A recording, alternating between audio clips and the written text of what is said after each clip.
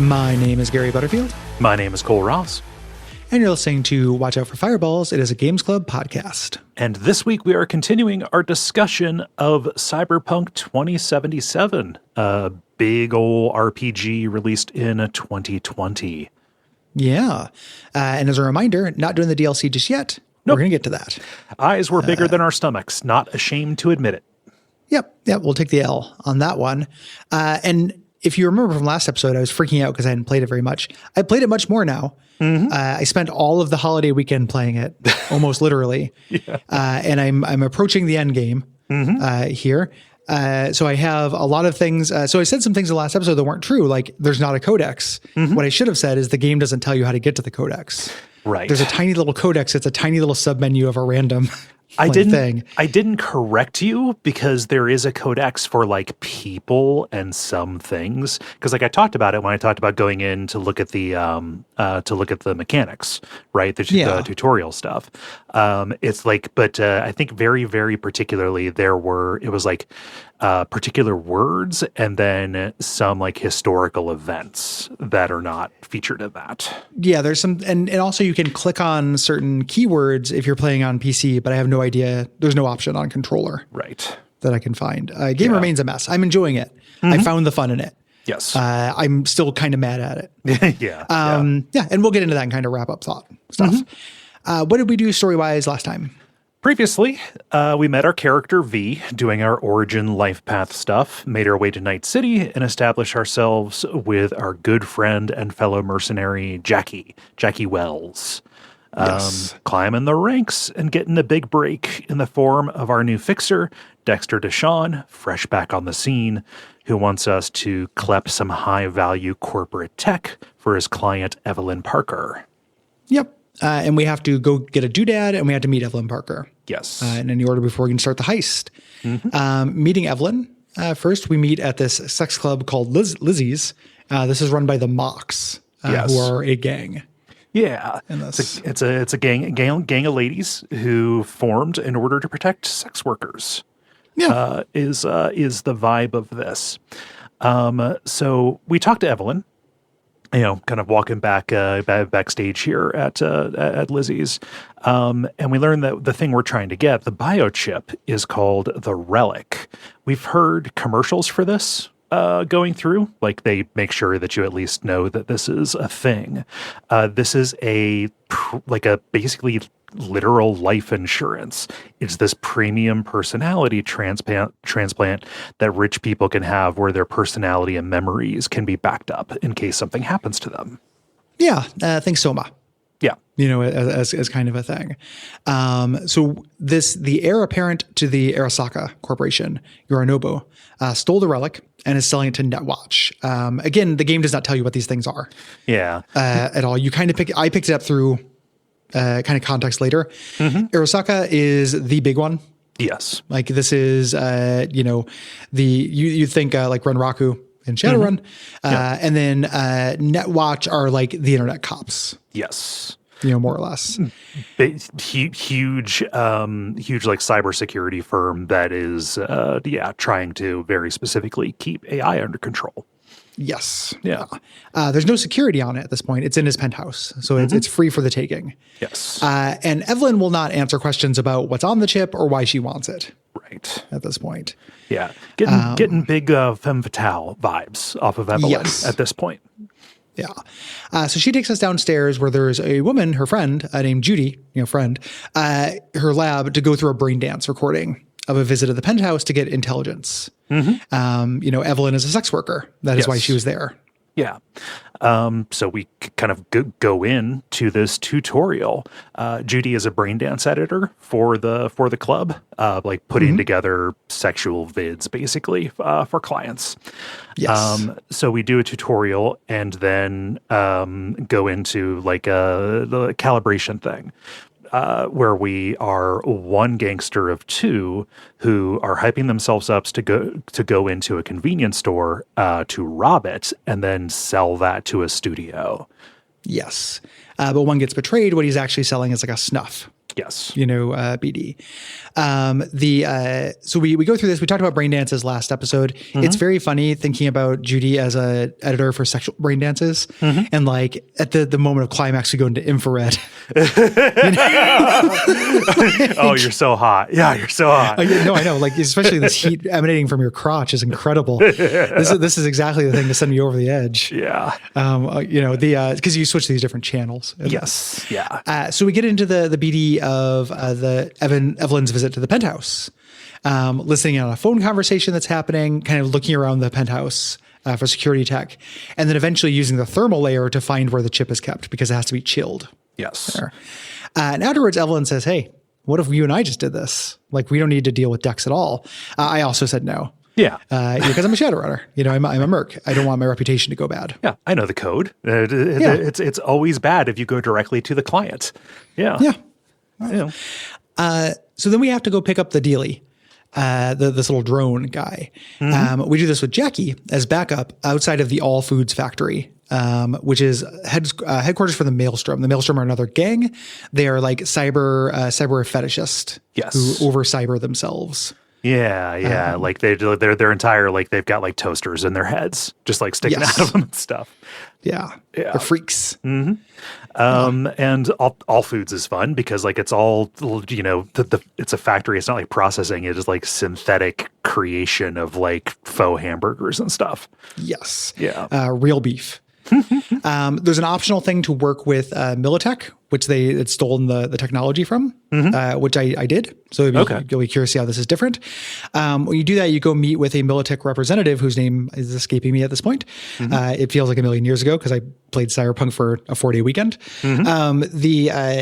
But she ends up kind of threatening you, and you have to basically explain what's going on. She says, "Okay, go ahead and do it, but you're going to pay him my money." And she gives you a cred stick that has like a tracer on it. Yeah. But because I'm a hacker, I remove the tracer and then come clean to Maelstrom and say like, "Hey, this had a tracer on it, but I removed it." Right.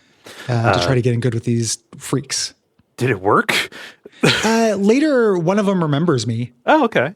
Later when I met with them. But one of the weird things about this game is a lot of this Act 1 intro stuff, I kept expecting to come back more immediately than it does. So like I was like, oh, okay, this is going to be a major faction. Treating this guy fairly and getting along with this guy is going to have a big impact. And if it's going to have a big impact, it hasn't in the 30 hours between when I did these things. These guys were just orcs. Yeah. Like every once in a while there'd be maelstroms running around that I would shoot. But there were no political faction kind of things with them. Yeah. You run into them in Johnny's quest. No, I did. Like I ran into him and one of the guys remembered me, but nothing happened. Yeah. Yeah. Yep. They're just, orcs is a good way to put it there. So, we get the run around going in, because we want to meet with their leader, Royce. They take us up there and it's very obvious you're being lured into the den, right? Yes. And Royce, who had recently taken over leadership, after we had made the deal, wants us to pay for it again. Yeah. I have money from the corporation. I go ahead and do it. We did this differently. Yeah. And I go ahead and give him the money. He gives me the thing, and then it gets raided by Militech. Oh, okay. So it's me and the Maelstrom people fighting off Militech. Okay. Yeah. And Militech is basically exactly what it sounds like. Yes, it's one of the simplest portmanteaus you've ever heard. Yeah, I have the money, but I'm not going to pay for something that's already been bought. So I shoot him. And then I have to do a shootout with Jackie, killing Maelstrom to get out of the factory, which is fun because you're just like weaving through these big moving sheets of printed meat. Yeah. And you ride around on, there's like conveyor belts and shit that are in the background and everything. Like making your way out was cool. Yeah. So you get outside and we check out the Flathead. This is like a stealth Boston Dynamics dog thing, the dog full of bees. Yes. Yeah. That we have. It's going to be necessary for this. And regardless of what happened, Dexter to Sean, I think he automatically compliments you here. I think we're being buttered up for trust. Yes. Here. And says, listen, you're ready for the heist. So we do the heist. We meet with Jackie, T-Bug, who again, if you remember, that's our hacker. Who's not going to be on site. And Dex at the Afterlife, which is a famous runner bar, Merc bar. It is so cute how enthusiastic Jackie is. Jackie is really excited to finally get into Afterlife. And you get in there and you sit down at the bar and he's like, one day there's going to be a drink named after me because this whole thing is becoming a legend, right? And he, talks to the bartender here, Claire. Claire's so great. But talks to her and, lays it out, what his drink would be. And that'll come up later on. Sweet. Yeah. When you look up other people, Johnny the Silverhand drink and stuff like that, you can order that kind of thing. Yeah. If you look in the menu, there's a bunch of people who are famous in this world. Yes. We go in the back and we go over the plan.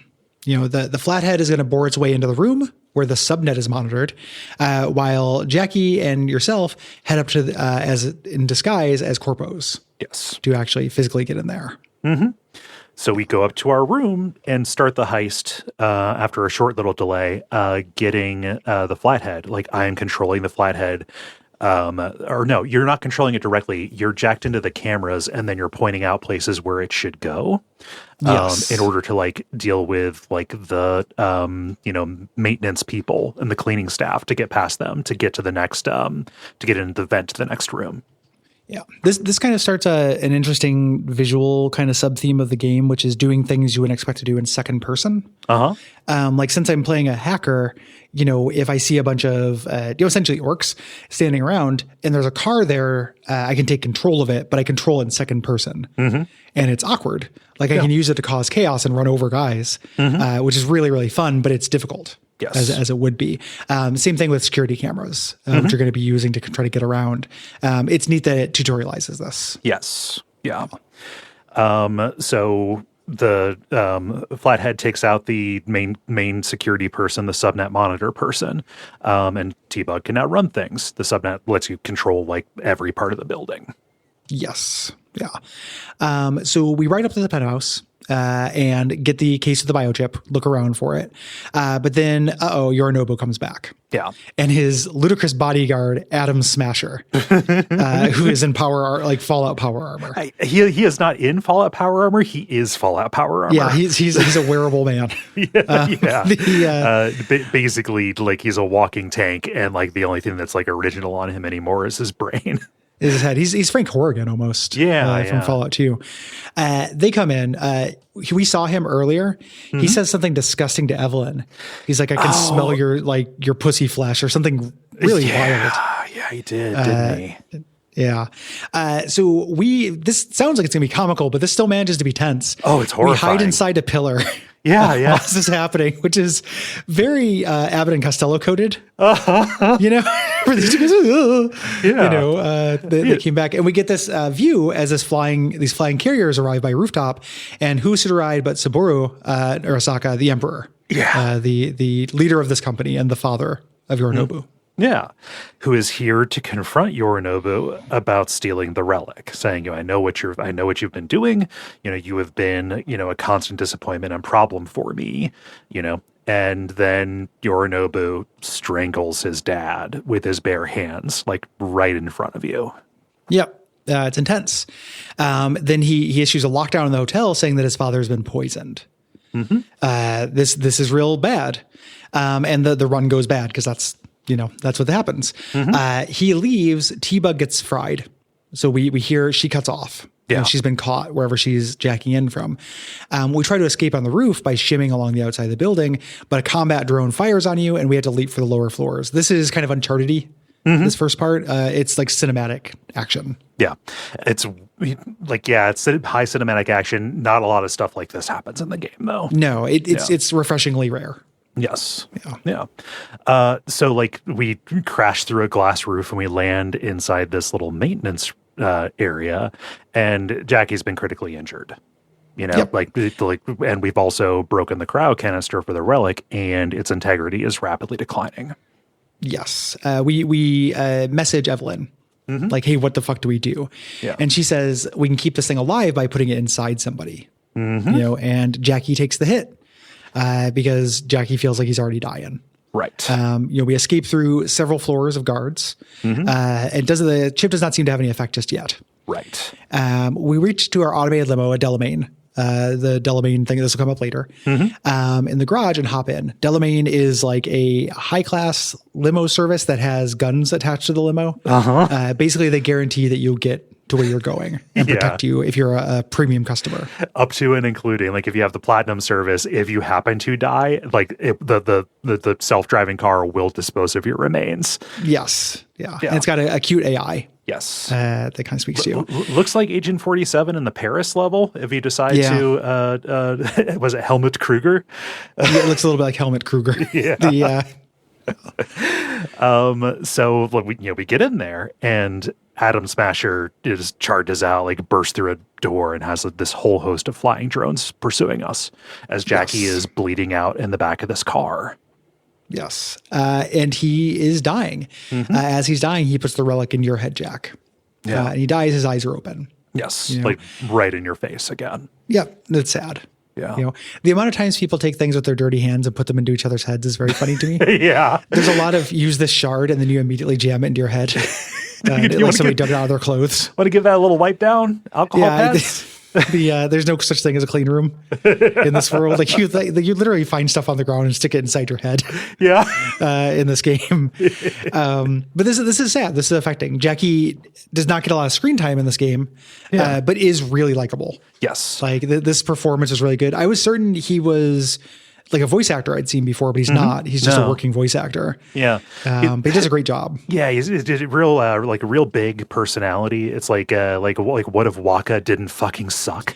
I thought for a second it was John DiMaggio. Yeah. Because it does sound like Waka, like a non-racist Waka. Yeah. But racism is very important to Waka's character. You can't it's kind of core to that. it. Yeah, it's really core. It's kind of the point. The scene called for it. I don't think you can have Waka without racism. So here's one of the big appeals of that companion. Yeah. So you make a choice here of what to do. Say okay, because Delamain asks you, what should happen? You've closed Jackie's eye and you say, "See you in the big leagues, champ." And you can direct what to do. Okay, take Jackie to his mom, or take Jackie to Vic, the Ripper doc. I choose sending him to Vic. Because Vic seems solid, and I don't want just a self-driving car to show up and dump the son's just dump corpse him on the floor. Yeah. I think the same thing happens no matter what here. I looked it up. It's bad if you it's good if you send it to the mom. Bad things happen if you send it to Vic. Okay, that's what I did, and I assumed it was going to come up later, but maybe not. Yes. So the Delamain limo takes us to the meetup point, Dex's CD hotel, and he's watching the news. The run went ass up. The news is saying that you killed Saburo. And Dex goes, we have to plan our next move. Go wash up in the bathroom. Yeah, covered in blood. Yep. But when you come out, you get betrayed. The bodyguard knocks you out. And Dex says, that thing I said about whether you would rather retire into the sunset? I plan on retiring into the sunset. Yes. I'm not going to burn out. I'm going to fade away. Yep. And then he shoots you right in the head. Yep. Shut down. Title card. Credits. Yeah. And then we get this interlude, and this is something that came up, as I was doing the side quest. We'll talk about this next episode more. This is a pet peeve, and I don't think everyone's going to agree with me, and that's fine with this. I have a mild pet peeve with how a lot of culture, but video games specifically, present being in a band. I feel like the entire thing is based on a Motley Crue biography. Like the idea of being in a band in this game is ludicrous. Yes. Like the idea that it is all just smashing hotel rooms and like, you know, Bart's fantasy where he throws the bottle of vodka at Millhouse. It's all based on that. Yeah. And everybody is like that. Who's, you know, like Johnny Silverhand is obviously the most like that, but everybody's like that. And it's fine. I came to peace with it as kind of like, oh, this is just silly. Yeah. You know, but it plays off real what Steve Brule thinks is cool to me a little bit. Right? Yeah. Like the guitar and I wouldn't do anything. Whatever. Who cares? You know, like it's silly. Yeah. It took me out of it a little bit. I was a little bit rolling my eyes at it because like, oh, it's, you know, it's trying to be punk, even though the kind of band that Samurai is, you know, Johnny's band is incoherent and all over the place in terms of the kind of music that they play. It's also, I understand that he was alive a long time ago, but I do have the feeling like we should have gotten rid of that kind of music in the future. Yeah. Like many times during this. I know people like it. We'll talk about the soundtrack at some point. Yeah. I lived through 2023. That music wasn't popular. Yeah, exactly. No, it wasn't. It was just last year. Yeah, it didn't work. But this is very silly, which I know I'm complaining about it. This ends up actually being a huge compliment in the end because this game getting me to like Johnny. Oh my God. It's the CD Projekt Red magic, you know, that they can do. Like Johnny is a really cool character because his first impression is fucking awful. It almost couldn't be worse. No, I mean, I think that like in an unrelated episode, I made a joke. We were talking, it was Real Itch Hours. I was, you know, talking about a character name in Forgotten Realms named Silverhand. And I made a joke saying like, oh yeah, he's a terrorist and he sucks. That's because when we recorded that, I had like just recently done this. He is that. He does kind of suck. Yeah. You'd like him though. Like part of it is Keanu Reeves' performance, but like they really win you over with this guy. He softens. Yeah. So that's the thing. I had just done this. I hadn't done any of the rest of the stuff, right? Yeah. To where it grew. So I'm agreeing with you that like this first impression is super bad, and especially when you wake up in V's apartment. And it's a thing where we'll probably, you know, when we get into wrap up thoughts next episode, I think it's part of kind of an armada of things that Cyberpunk does that don't invite you into it. Like the things this game does that are really cool, it's holding you at arm's length in a way that does not feel at every point really well executed. You know, like part of it is the systems craft. Part of it is the weird having two intros. Part of it is, you know, putting you in this antagonistic relationship, which is necessary, but it's a lot at once. Yeah. To just be like, this kind of feels bad. The game gets better. Yes. And it doesn't do a lot to engender trust early on, I don't think. Yeah. You know, you kind of have to have like a faith. I'm glad I stuck with it because I like it a lot. Like, I think it is a good game. It's just, it's just an example of this game, like, you know, being like, stay away from me, being Sundare. You know, I guess Sundare Silverhand over here. He is Sundare, like, isn't he? Yeah. But we're, you know, like, so you are having this dream, like you are controlling Johnny Silverhand in 2023, and you're, you know, controlling him as he plays his last gig. Special note, so like everything is from first person. The hand animation on playing the guitar, because I always pay attention to that. Usually it's fucking embarrassing. Like, it's not entirely on, but like somebody there, maybe a whole team, probably worked 80-hour weeks in order to make this like super good and kind of accurate. Kind of look like he's actually playing the guitar. Yeah. It's like Doc Hammer talking about the bass. Yes. Like how that's really important to him in Venture Brothers. He plays his last gig. He's a jerk. He's a rock star stereotype asshole. Yeah. And then does a run, an operation, because he's a jerk merc on Arasaka Tower. Yes. With his team, Rogue and Spider. Yeah. And, you know, he's barking out orders like, you know, just, come on, get up here. Yeah. You don't have a bad Keanu. Like, that's not bad. That's, but yeah, he's a real asshole here. You get to play some combat with him in this, and that's really fun because you have a super pistol. Yes. That one shots everything. You know, this kind of interactive cutscene. Yeah. You know, you have this one last thing you're going to do. You know, you go and you plant this nuke in the elevator. You're going to nuke this building, and then you upload a virus into the subnet. there. Yeah. And so you go to leave, and when you jump after the helicopter, and who is here? Atom Smasher. He is here. He's younger. He's more human, and he shoots the helicopter, causing it to spin away. And you think that Johnny's whole crew is dead, Rogue and Spider, and all these people. Yes. And then he shoots Johnny. Yep. You wake up wheeled into an ambulance, and you black out and wake up again being tortured for information about what you were doing. Like, why were you nuking our building? Yeah. And you can see the mushroom cloud through the building. That you set off a nuke in the middle of a, the major American city. Here. Until eventually, like, a tech woman puts the cyber crown looking thing on your head, and Saburo, the king of Arasaka, the emperor of Arasaka, says, listen, there are fates worse than death. Start something called the Soul Killer Engram. Yeah. And it seems very painful. Yeah. The Soul Killer Engram transfer. Yes. Yeah. Oh, yeah. Just, and I'm thinking like, oh, wow, is this like is he, I have no mouth and I must screaming him?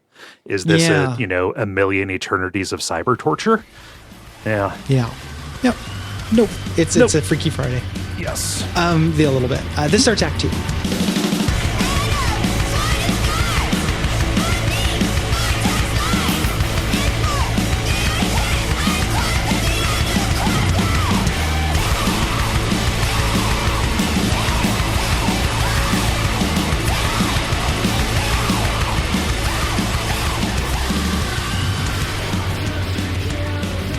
The long act. Act 1 and Act 3 are both very short. Yeah. In this game. Yes. So you're V again, and you're like walking after these visions of Johnny. So, seeing him from the third person for the first time here. And when you catch up to him, you wake up to this reboot screen, and you're under some trash in the dump. You've been shot in the head, like you are incredibly injured, and you have to crawl to safety where Dex is. Yep. And Dex is bargaining with this guy named Takamura. We've seen Takamura. Mm-hmm. He was the bodyguard of Saburo. He came out and expressed doubt. Yes. About Yorinobu's story. Yes. So Takamura shoots him and throws you into the car. He needs to keep you alive. Right. Wakes you up, and you're being chased through the Badlands by Maelstrom gangers. Yes. There. You're barely staying conscious. Mm-hmm. And he's like, hey, please shoot these guys. You've got to get away, and it's weird that somebody from Arasaka is helping you. Yes. And we crash, killing the last assassin, and Takamura asks, like, hey, do you have a way to get to get to a Ripper dock? Is there the car's totaled. Can we get there? Is there somebody you can trust? And so you call Delamain. Delamain's solid. Yeah, you're a platinum member. You get there, pass through several days of a coma. I like how this game passes time visually, like the visual artistry of it, like the blinking in and out and kind of jumping montage stuff. You wake up talking to Victor, and you describe this dream, saying, I felt this hatred when I was on my dream, and he starts laying a really heavy situation on you. Yes, through this. Listen, you don't have a lot of time. Just a few weeks. What's happening is you have Keanu Reeves in your head. You have Silverhand's engram that's destroying your brain, overwriting you. Yeah. Nothing happened when you just plugged in the chip. It activated when you died. It's the thing that saved your life, but it is killing you. Yes. It is restoring a backup of Johnny into your hardware, right? Yes. It's like a talking brain tumor that'll eventually grow to replace the brain. Yes. Yeah. And you bargain and everything. The acting here is pretty good. Misty takes you home, puts you to bed, and gives you pills. We haven't talked about. Sorry. Yeah. Yeah. Yeah. Misty is works above Victor. She is a tarot. Yeah. reader. She sells like new age stuff, and she was Jackie's girlfriend. Yes. Yes. Yeah. Sad stuff. I haven't done a whole bunch of stuff with Misty because I haven't been doing the tarot. Very much. But she gives you 2 pills. You can have blockers that slow the progress, and then accelerant pills that hurry it along. In case, and basically you're like, why would you do this? And it's like, in case the agony becomes too much. Like the idea is this is like a suicide pill. Yeah. If you take enough of these, it'll just make the process happen. Yes. And we talk about Jackie. She gives over his lucky bullet necklace. Might as well have it. It was embedded in my skull. Mm-hmm. Yeah. And you go to sleep. But when you wake up, Johnny's in your apartment, bossing you around, telling you to go get cigarettes. You can see visions of him. Yes. Like he kicks you around, he throws you around literally. You think like fight. I imagine this looks like the Fight Club fight. Yeah. He's fighting himself. And he eventually realizes what's happening and he tries to pull out your chip by force. Yes. And you black out. Right. Again, terrible first impression on this guy. Yeah. The way that Jackie appears to you, it's not just Keanu Reeves's voice in your head. Like there are little cyber hallucinations. Like he never moves from place to place. There'll just be like digital noise. And then he's just like leaning against something and talking to you. And then like you'll turn around and he'll be there. Like it's a little bit of like a Batman Joker kind of thing. Yeah. Yeah. Yeah. Like a benign Joker. Give me something benign. A benign Joker is still nuked the city. Your Joker is benign. You might want to have the Joker removed just in case, but it is benign. Sorry. Shut up. Oh God. So you wake up to your body slamming its head into a window. Like he has had control over your body. And he says, I'm going to, you can't keep me in here forever. I'm going to break out and take over, setting up this adversarial relationship. And when you go good. It's worth it. He says you go for the blockers here. And it's worth noting, like, he sucks because he's being an asshole to you, but he also sucks in an abstract, like, poser empty way. Yes. That is, again, a good character sketch of this guy. It just, the first impression makes him seem shallower than he is.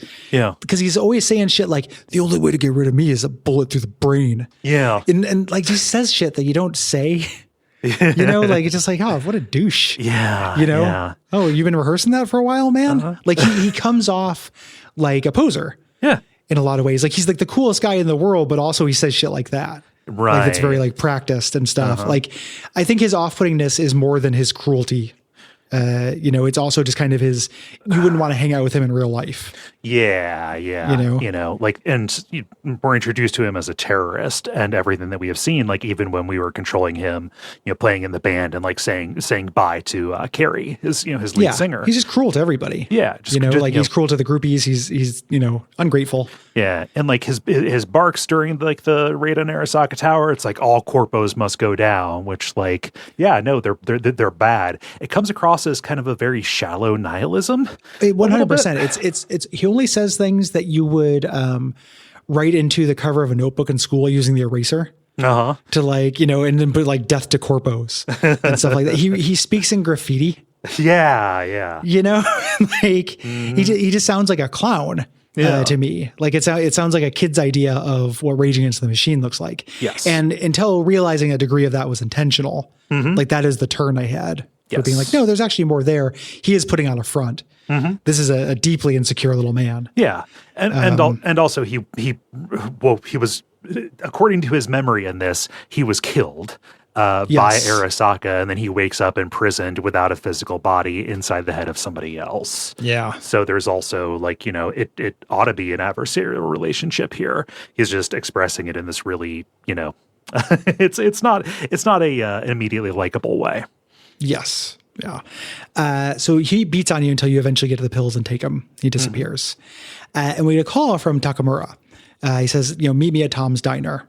We do that and we find out, he rescued us because we witnessed the killing. And he also doesn't believe Yorinobu and he wants to expose him. Yes.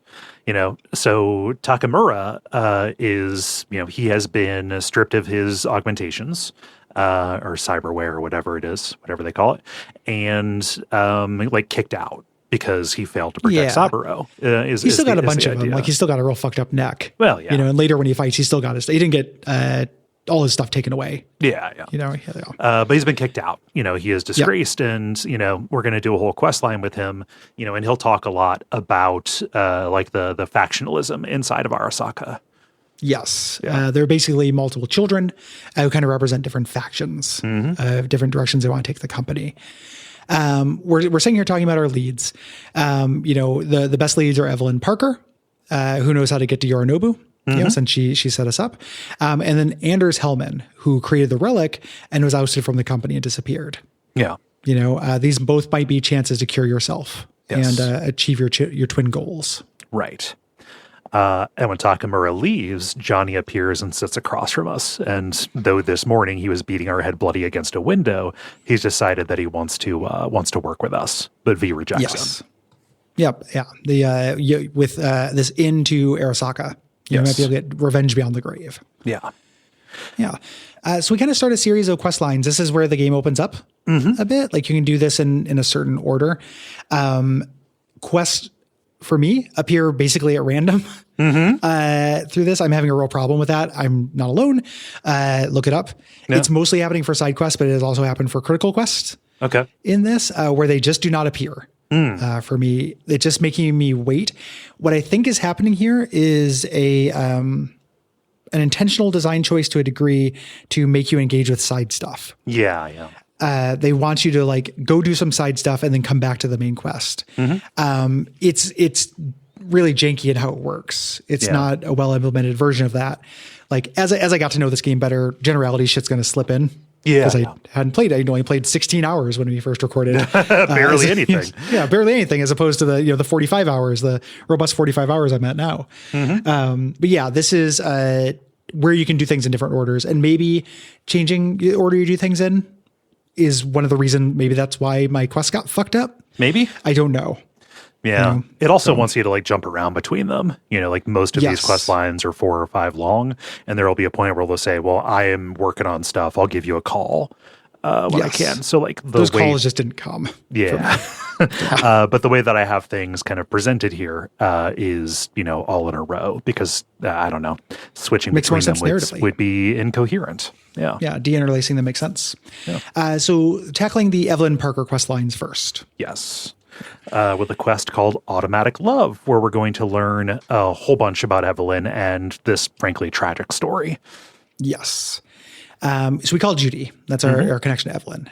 She's really prickly. She doesn't want to give us details, but she will agree to meet with us. Judy's great. We're going to get to know her here. Kind of punky looking, but very principled and extremely loyal to Evelyn here. Yeah. Yes. We find out, where Evelyn is. She is a doll in this, which in this world is a kind of sex worker. Yes. Works at a club called Clouds in Westbrook. Yeah. So we head there, and we're going to learn about this little bit of this world building here. Yes. It's a little bit different than the flesh puppet sex workers in Shadowrun. Yeah. In this version, they're people. They maintain their autonomy most of the time, but then they get programmed with an engram that is custom designed to their client, and then they have no memories of it. Yes. So it's just people renting out their bodies in a literal sense, but they don't have to be there for it. They have to. That sounds kind of good. Like, I don't know. Yeah. Like it's presented as really dystopian, but I guess in terms of like, I don't know, like if you could just like, I don't have any memories of it. Yeah. Having the option. Yeah. I think isn't that the whole concept of that show, Severance? I think it might be. I think it is. Yeah. And there's also there's skin prostitutes as well. Like just regular prostitutes who keep their mind and stuff too. So like this on the menu doesn't bother me that much. Right.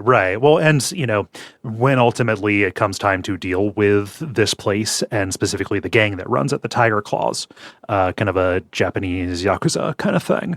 Like it is not, we need to stop the process of indolling or whatever.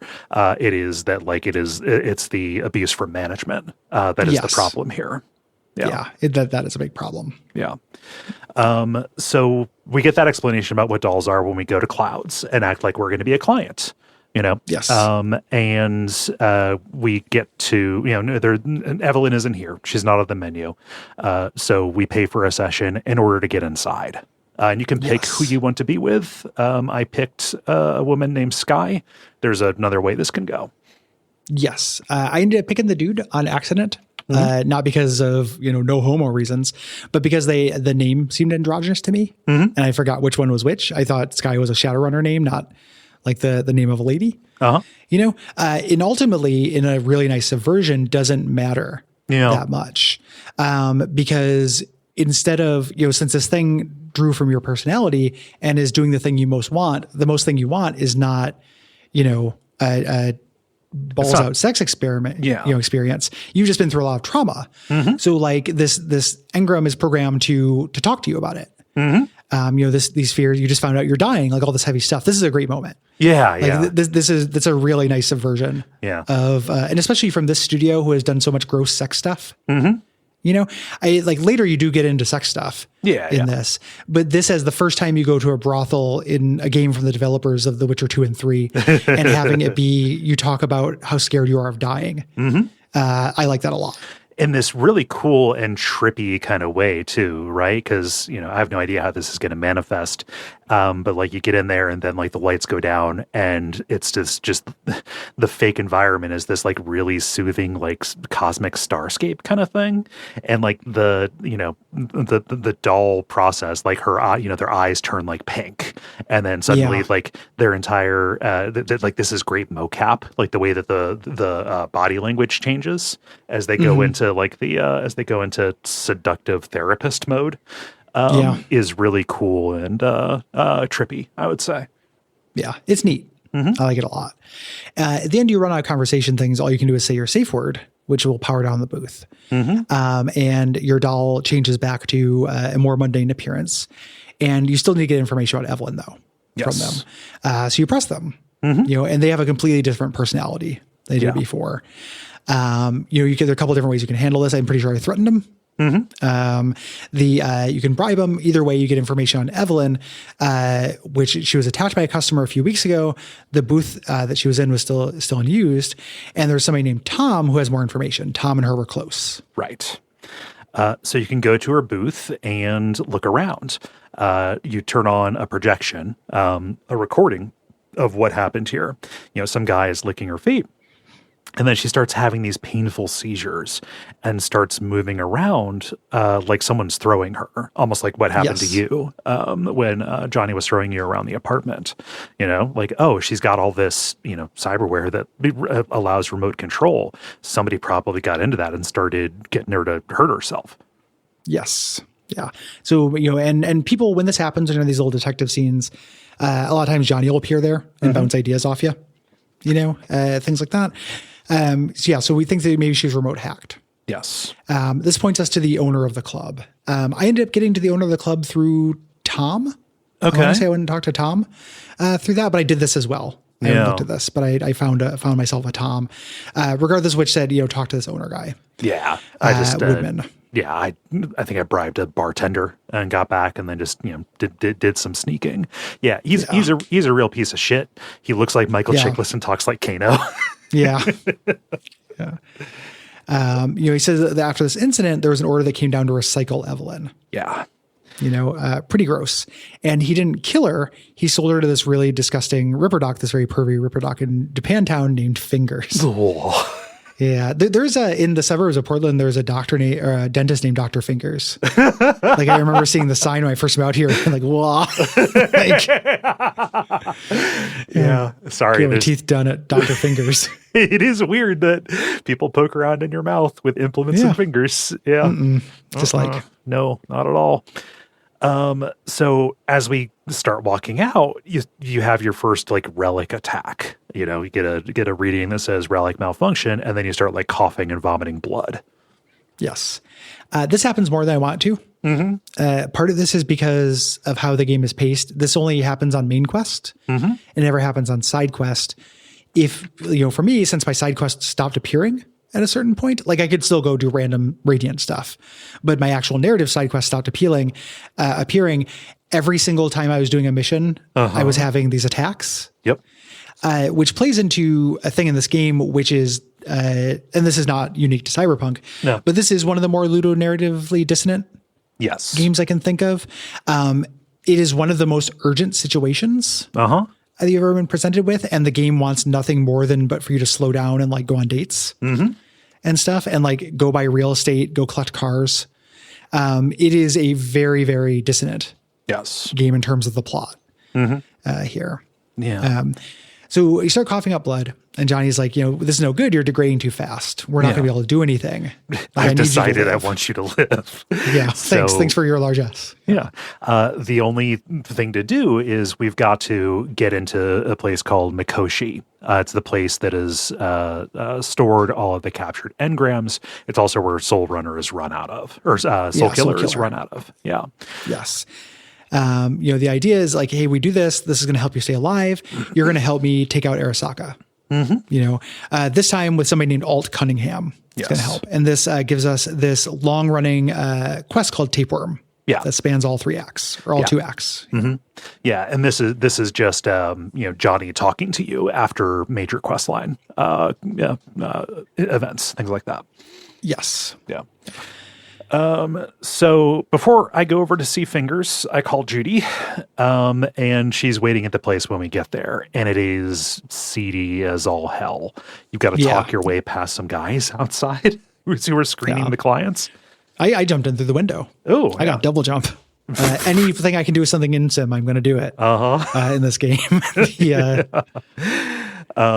So there's a line inside. I use my cool stat to pass a check and get the sex workers who are waiting. There's nothing cooler than disenfranchising sex workers, according to Cole. You heard it here first. Yeah, classic Cole going against sex workers.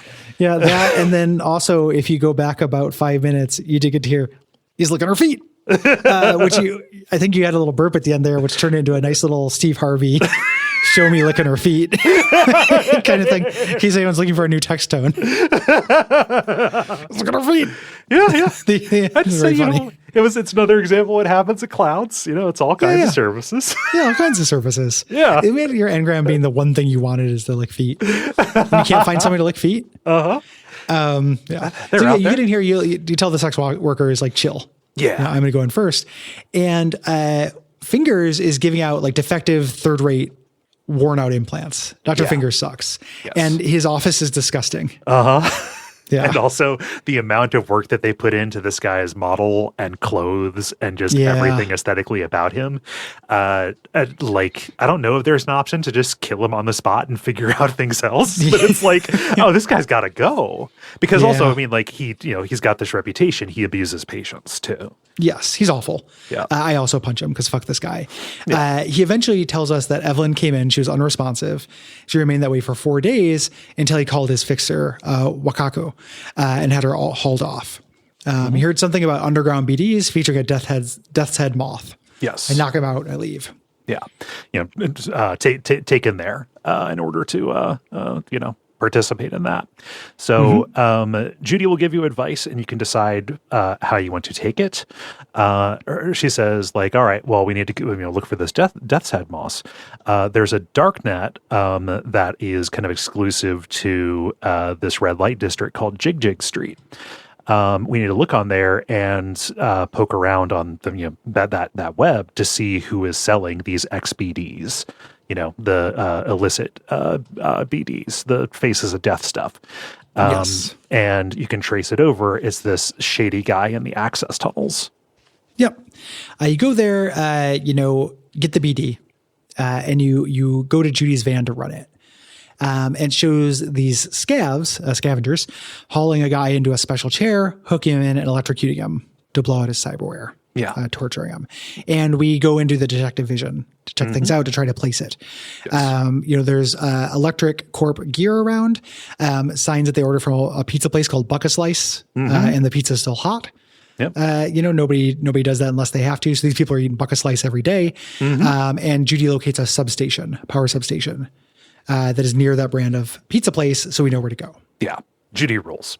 Yes. So let's go. And we go to this power plant, and this is kind of our first, it was my first ImSim dungeon in the game, right?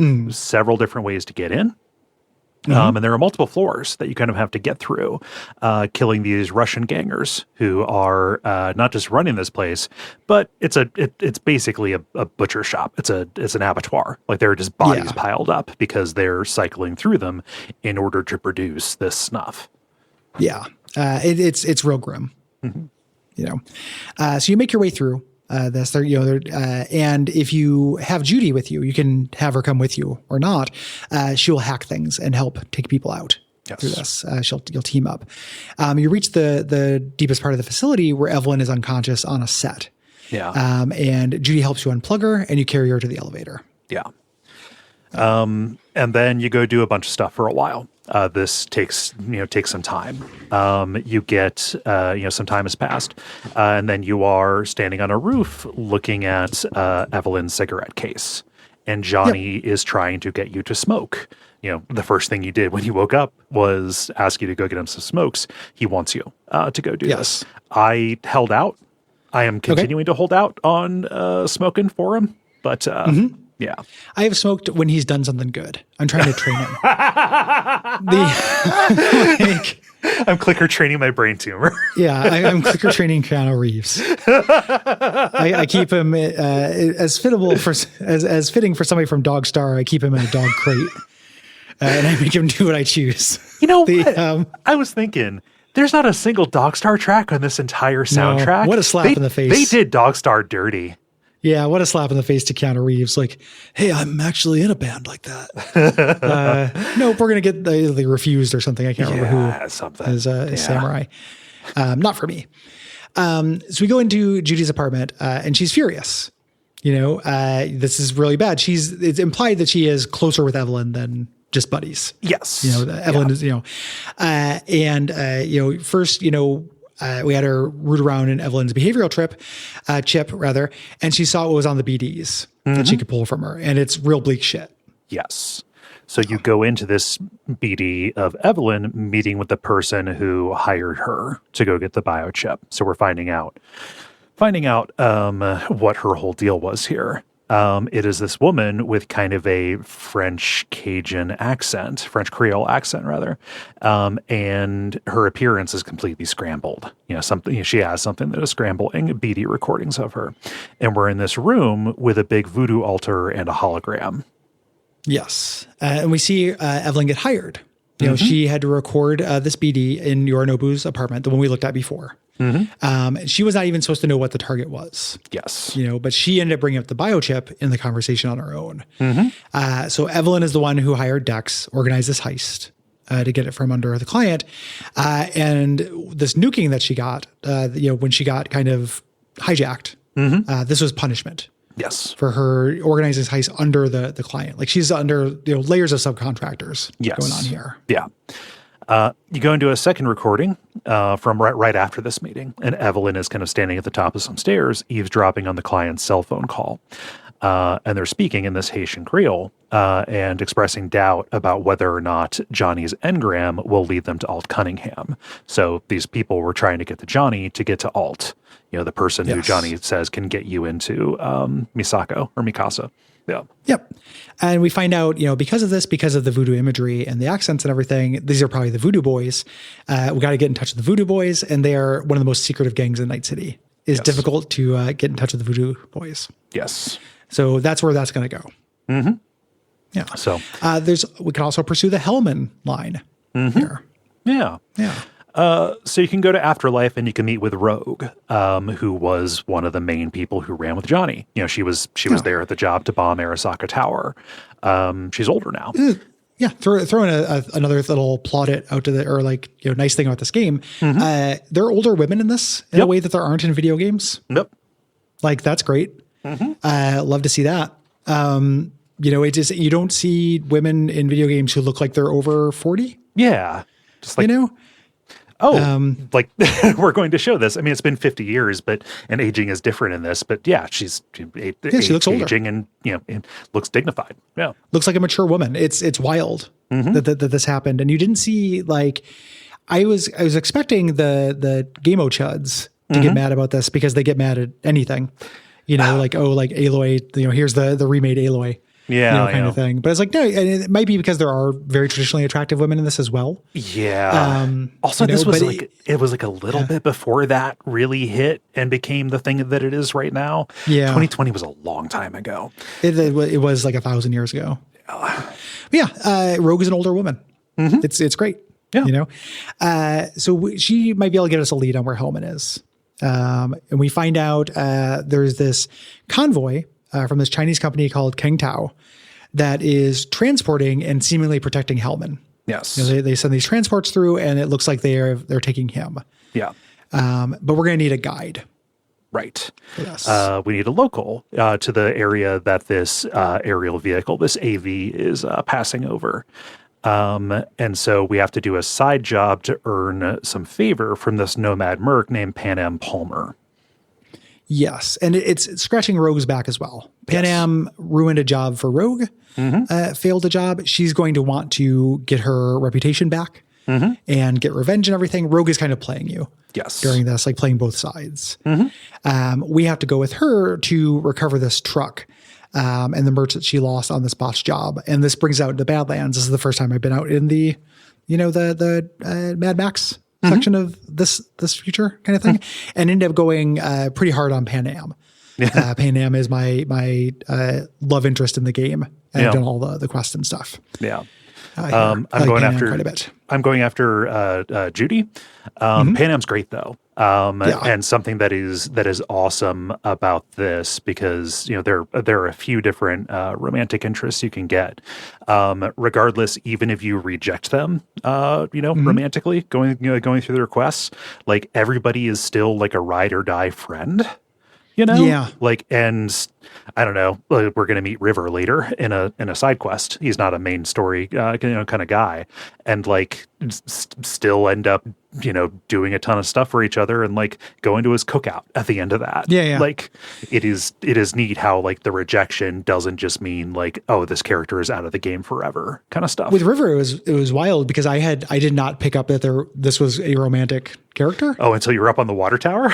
Yeah. Until the option to kiss came out of nowhere, and I just thought they were being buddies. And it's like I'm not trained to pick up signals from dudes. As a thing, it is nice the way this does buddies. Yes. It ends up quietly being a really good game for friendship being portrayed, and I think that's where and myself in this as well. I think that's a thing a lot of people like about this game is that you do, even though the first impressions are not necessarily good, once you get to know the people, like the relationships are pretty believable. Yes. And like, as much as I think V is too much of a blank slate, to really work for this. It's not like he's like a silent protagonist. Right. Like you can understand why people would like him because he's generally amicable and kind of charming. Through this. I wish he was more of a character. Like it's interesting to contrast this with Witcher 3, where like they had a personality in place. Yes. That character had a history. There is a little bit of main character syndrome here where everyone does eventually just fall in friendship love with you. Yeah. in exchange for favors. Yes. It's video games, but I also had like this, a little bit of a flashback to talking about Citizen Sleeper, where like, oh, you are just a helpfulness elemental, and it's like friendship as expressed by like, you helped me, so I will do like literally anything. I won't just drive you to the airport. I'll fly the plane. God damn it. Yeah. I'll crash the plane. I'll do whatever needs to be done. It's just, it's not really a flaw in the game that you can kind of see that it is, everyone's friends with them because you did favors for them. No, it's transactional in a way that games that are worse about this also are. Yeah. I think it does a pretty good job of doing it artfully and pretty believably. And it helps that the characters are well written and well performed to the point where they have wants and desires and personalities outside of the way that they interact with you. Yes. Yeah. Yeah. So we have to go meet with Pan Am. And at first she's really prickly. To you. There wasn't, we don't find out a lot about the deal that went wrong. That happened there. And we can kind of push at the edges and find out that she was betrayed by her old partner, Nash. Yes. And before we head there, she's going to want backup. Right. Before we go to this target site. So we go to the camp of her family, the one that she was kicked out of, the Aldecaldos. Yes. We're going to be rolling deep with these guys. Man, I'm a Mitch maniac here. There's one Aldecaldo who it's in the future world. There's cyber and everything, and he's a balding man named Mitch. I don't know why. it is very funny to me to just have Mitch. Like, here's Shred, here's Atom Smasher, and here's Mitch. And Mitch is just a balding mechanic. Yep. Pretty good. And then I helped Mitch bury his friend, and it was really sweet and good. It's great. You helped Mitch bury Scorpion. I helped Mitch bury Scorpion. Do you think hi Mitch, this is Scorpion. God, I'm John, this is Omega. I love the Nomad shit in this. The Nomads are great. I'm pretty sure that's an ending that I'm angling towards. I think that joining the Nomads is what I'm probably going to do. Okay. It is dropping hints that is something I can do at the end of this. Oh yeah, it's definitely a hint because I came from the Nomad background, right? It's like, do you want to go back to it? This family has a place for you, kind of thing. Yeah, I'll go back and ride the waste. You know. So we go and talk to the camp. They don't give us any manpower, but they give us some equipment. Yes. And we find out Pan Am is on the outs with the leader, this guy named Saul. Yes. Yeah. So we go to this abandoned town that's outside of Night City, and we rig up this intersection to light up, turn everything, all the lights on and stuff. When Nash's gang, when the people that he is riding through with, are passing through. Nash has gone in with the Raffin Shiv. Raffin is a term for any nomad who is without a family. Yes, and these guys specifically are like the Reapers in Firefly. Yes, they're real bad news, very evil, rapist, cannibals, shit like that. They got to go. Like abducting people and stripping out their cyberware and stuff like that.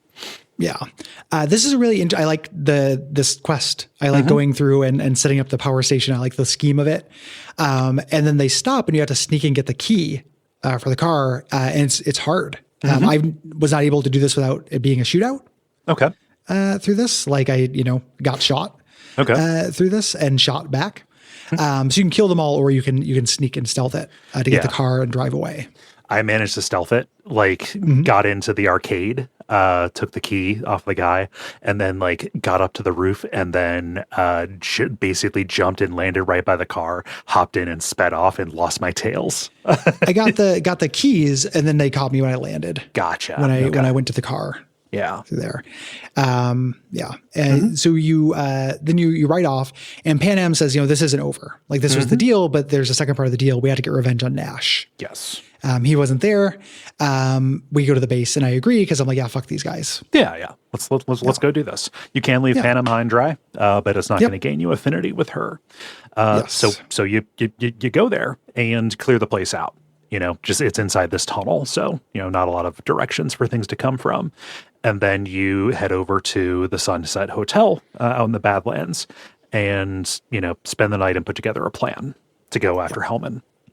One thing that is with the economy in this game, which I don't think is super good, the gun I got from Nash is the gun I used for 30 hours of this. It was fine. Yeah. We talked last episode about finding stuff feeling bad. We were talking off mic about how I've done 3 quests in a row where the prize is a friend giving me their pistol. Some of them are slightly better, but it is deeply unexciting to get gear in this game. Yeah. No. My gun from Nash works just fine. I mean, it's also that is something that they want you to do, or at least allow for. You get an iconic pistol from a person, and then you can spend resources upgrading its tier, right? Yes. I don't think it ever gets as good as an iconic that starts out at tier 5 or whatever, but it can scale with you. Yeah, you can level a thing up if you want it. Yeah. If you want to. Yeah. So Pan Am has her plan. She's going to overload this satellite power station and rig an EMP to take out the AV that's carrying Hellman. We ride in, we overload the machines, and doing this seems to hurt Johnny. Yeah. When we're there, our ship is acting up. Yes. All the EMP shit. And we ride away with us controlling the truck's turret to shoot down some combat drones, kind of getting some training on this. Yes. So we get to this overlook, and this is real cool. You're watching the aerial convoy pass over, and you have to time when you fire off the EMP, and then plane crashes, and suddenly it's the race to get there. And you see that there are other like nomads who are heading that way as well. And they're going to get killed because of this corporation that's running this thing. The EMP doesn't initially work. Pan Am shoots a missile launcher to finish it off. Badass. Mm-hmm. Yeah, pretty good. We find out through the radio, which is only working one way, that these are our friends. This is Mitch and Scorpion. Mm-hmm. Scorpion also is dressed as an Assassin's Creed. He's wearing they're heading for the crash site. They're going to try to help civilians. They're trying to do the right thing. Mm-hmm. So we have to try to cut them off. Yes. We reach the crash site and we scan. We send up a drone and kind of scan, and a bunch of the Aldecado members are dead. And the site is absolutely crawling with Keng Tao operatives, and they're being guarded by a turret through here. Really nasty. Yeah. Pan Am was hit by a ricochet on her way in, and you can choose whether or not she comes with you. You can say like, yeah, no, stay here. If she does, she will, or if you do have her stay there, she will cover you with the only silenced sniper rifle in the game. Yeah, unless you add one yourself. Right. And you go in and deal with the security. It is not just Keng Tao operatives. It's also like straight up robots who are here. Like a Dr. Robotnik hoverbot thing. Yeah. And then also get close to the transport and take out the launcher. And you can, go and look for Mitch and Scorpion and Hellman. Yes. Yeah. You get you open the AV, and the pilot has Mitch held hostage. I shoot him over his shoulder. I love that I allowed it. I just wanted to test. Yep. I can aim at this guy, aimed at him, and we find out Scorpion was killed. Hellman isn't there. We had to follow this trail to a gas station where Keng Tao is holed up since the crash. Yep. We do find out when we have the drone that Mitch is alive, however. Yes. So we have dead Scorpion and alive Mitch. Mm-hmm. Yeah. So I go there and I take the gas station apart with a sniper rifle from across the highway. It is incredibly satisfying, though there is a water tower off to one side where there is a counter sniper as well. Yeah. This is getting an angle on that guy was really fun. This is also the first time I made a car floor it and crash into somebody, which is, again, one of the coolest things you can do in video games. I was surprised you had enough RAM to do that. It took me a long time to get a deck that had enough of that. Okay. Yeah. Yeah. I'm going to go in. I'm that and tech. So yes. I've kind of abandoned most of my cool, and I am, tech and smart. Yes. Is how I'm playing. So this is fun. To get this, take care of this part. We go in, Hellman's upstairs and he doesn't want to come. So we knock him out. We call Takamura. Set up a meet. Takamura wants to talk to him. Yeah. So, Mitch, Saul, and the rest of the Aldecados are outside of the gas station when we go to leave, and you can decide what Pan Am should do with Saul. I tell her to go reconcile with him. Hey, this is your family. This they came here to help. They seem like good people. And I don't know that it was her right to do this, but she gives you Scorpion's bike. Well, it turns out Scorpion is a big vehicle magnate. Yes. Scorpion has a lot of vehicles. We're going to find out. Yeah. I don't know if telling her to do this changes anything. I did not specifically encourage her to reconcile with Saul during this, and she ended up getting along with him in the end of this quest line anyway. I don't know if this is a thing where it's making a difference. Right. What you tell her here. I'm not pointing that out as a gotcha on the game. No. Or on you. I'm just curious. It's part of why I wanted to have beat the game before we talked about it at all, so I could tell what things actually paid off. Yes. Yeah. Yeah. So. But you take Scorpion's bike. It's yours now. It's a hog as compared to Jackie's bike, which you can get by talking to his mom after he dies. Yes. They control and handle differently. I'm still pretty much using Jackie's bike the entire time. Yeah. I was using the Scorpion bike, and then I bought a new bike because I just had money and I had nothing to do with it. So I was like, I guess I'll buy a car and then look through the thousands of cars on offer. I recognize some of those names. Yeah, there's a cool this is a cool motorcycle about that. I also got to find out how the damage if you trash a car works, which hadn't happened to this point. They go in a cooldown. Yeah. I thought it was like, oh, you'd have to fix your car. No, they just out of commission for it's like 30 seconds until your car is fixed. Uh-huh. It's very funny. So we wake up Hellman. we wake up Hellman and we start talking to him. Got him tied up in the Sunset Hotel. Yeah. Yes. And he has to check you out, to examine you, he has to plug into your head. And he does so. And he tells you, like, listen, you can't function independently of this bio tip. Yeah. You need this to live. Yeah. This was experimental. This was actually meant for Saburo Arasaka himself here. And he tells, one of the more interesting things in the game is he says, Silverhand is going to take over, and it's going to be in ways that you don't understand. Yes. You're going to make decisions that seem rational to you, but you would not have made them. Yeah. He starts asking, like, have you been taking more risks recently? Yeah. And like you do not have Johnny Silverhand in your head. You are him as well. Yes. That's really interesting. That is a cool premise. It is a cool take on this sort of thing. Yeah. And then it's a possession story. It's a possession story. And as the game has gone on, I have gotten more friendly with Johnny Silverhand and done more Johnny Silverhand shit. And I'm not sure if that's me role playing or if the game is presenting me with options that are more Silverhanded up because of that theme. I think that's a really interesting thing to do in a game, like controlling what options the player has as a reflection of a narrative of them changing. Yes. That's cool. I dig it. Yeah. So this is terrible news, right? Yes. Like, he's taking over, and all you can do really is like, come with me, isolate at a clinic, and so we can minimize the pain and the data can be saved. This kind of gives it up. Like Johnny's like, oh, okay. He wants to sell the information about this. He wants the data. He wants me. Yeah. Yep. Yeah. So we turn him over to Takamura. And there's a thing where he's implying to waterboard him. He's like, oh, you didn't offer our guest some water? I will give you water, more water than you can drink. I will give you buckets or something like that. So he's going to get tortured. And eventually, or just before we leave, Hellman gives us the blueprint for the chip. Yes. Some info. Yeah. Go outside the room and vomit again. These conversations happen in roughly the same order. Which mission they're at the end of changes depending on how you finish them. But the relic malfunctions, and you talk with Johnny, and he goes on this rant about how we have to take out Arasaka. Right, Arasaka's got to go down. They've been stripping people of their wealth and agency, and apparently in the last 50 years, they've upgraded to stripping people's souls away as well. Yeah, they made a soul killer. Yeah, kind of thing.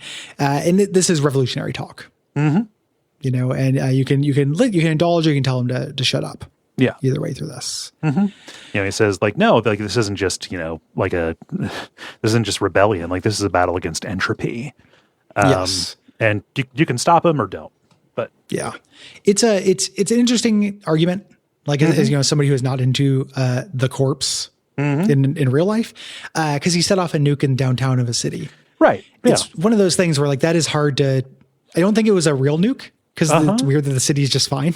Now. Yeah. It might have been a cartoon nuke or just played a big drone show of a mushroom cloud. I haven't quite figured that out. Might have been one of them Mysterio nukes. Yeah, it might have been a Mysterio nuke.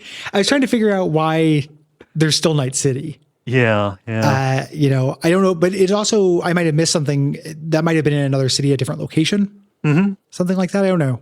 Yeah. So they had to make his terrorism, because in the right hands, terrorism kind of rocks, and you do a lot of terrorism in video games. They had to make it monstrous to have any kind of moral doubt to this. Yeah. And I think they do a pretty good job of that because that is pretty monstrous. That does suck. Yeah. It is strange that the quest line that ends up having the most to say about the terrorism and the problems of the corpse is it is the Takamura quest line. Where, he is trying to make a case that corporations are not all bad. Arasaka, it has bad leadership or whatever.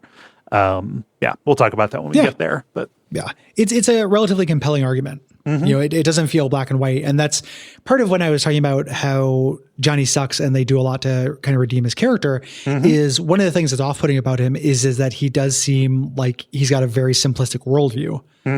of things like the idea of we just need to take out this thing that's, an emblem and not thinking like, oh, like a lot of innocent people work there. Like there's a coffee shop on every floor in every one of these buildings. That person doesn't deserve to get blown up because they want a job. Yeah. Like it's the argument that Goro makes is not awful. Right. There are millions of people who are employed by this. They just have jobs. They're just trying to live.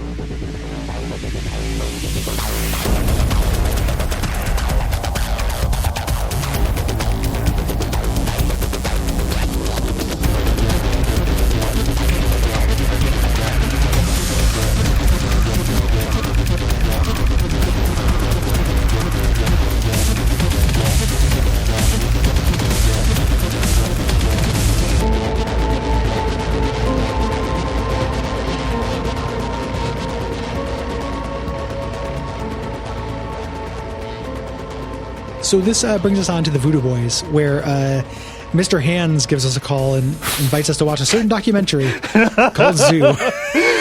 Taking a little trip up north to Washington. Yeah, Washington, to the farm. We do go to a dark farm later. Yeah, we go to a boy farm. Yeah, we go to a boy farm. It's not a horse farm like Mr. Hands' farm. God, both of those things are so bleak. Yeah, yeah, big laugh out of me when Mr. Hands goes like, that name isn't clear yet.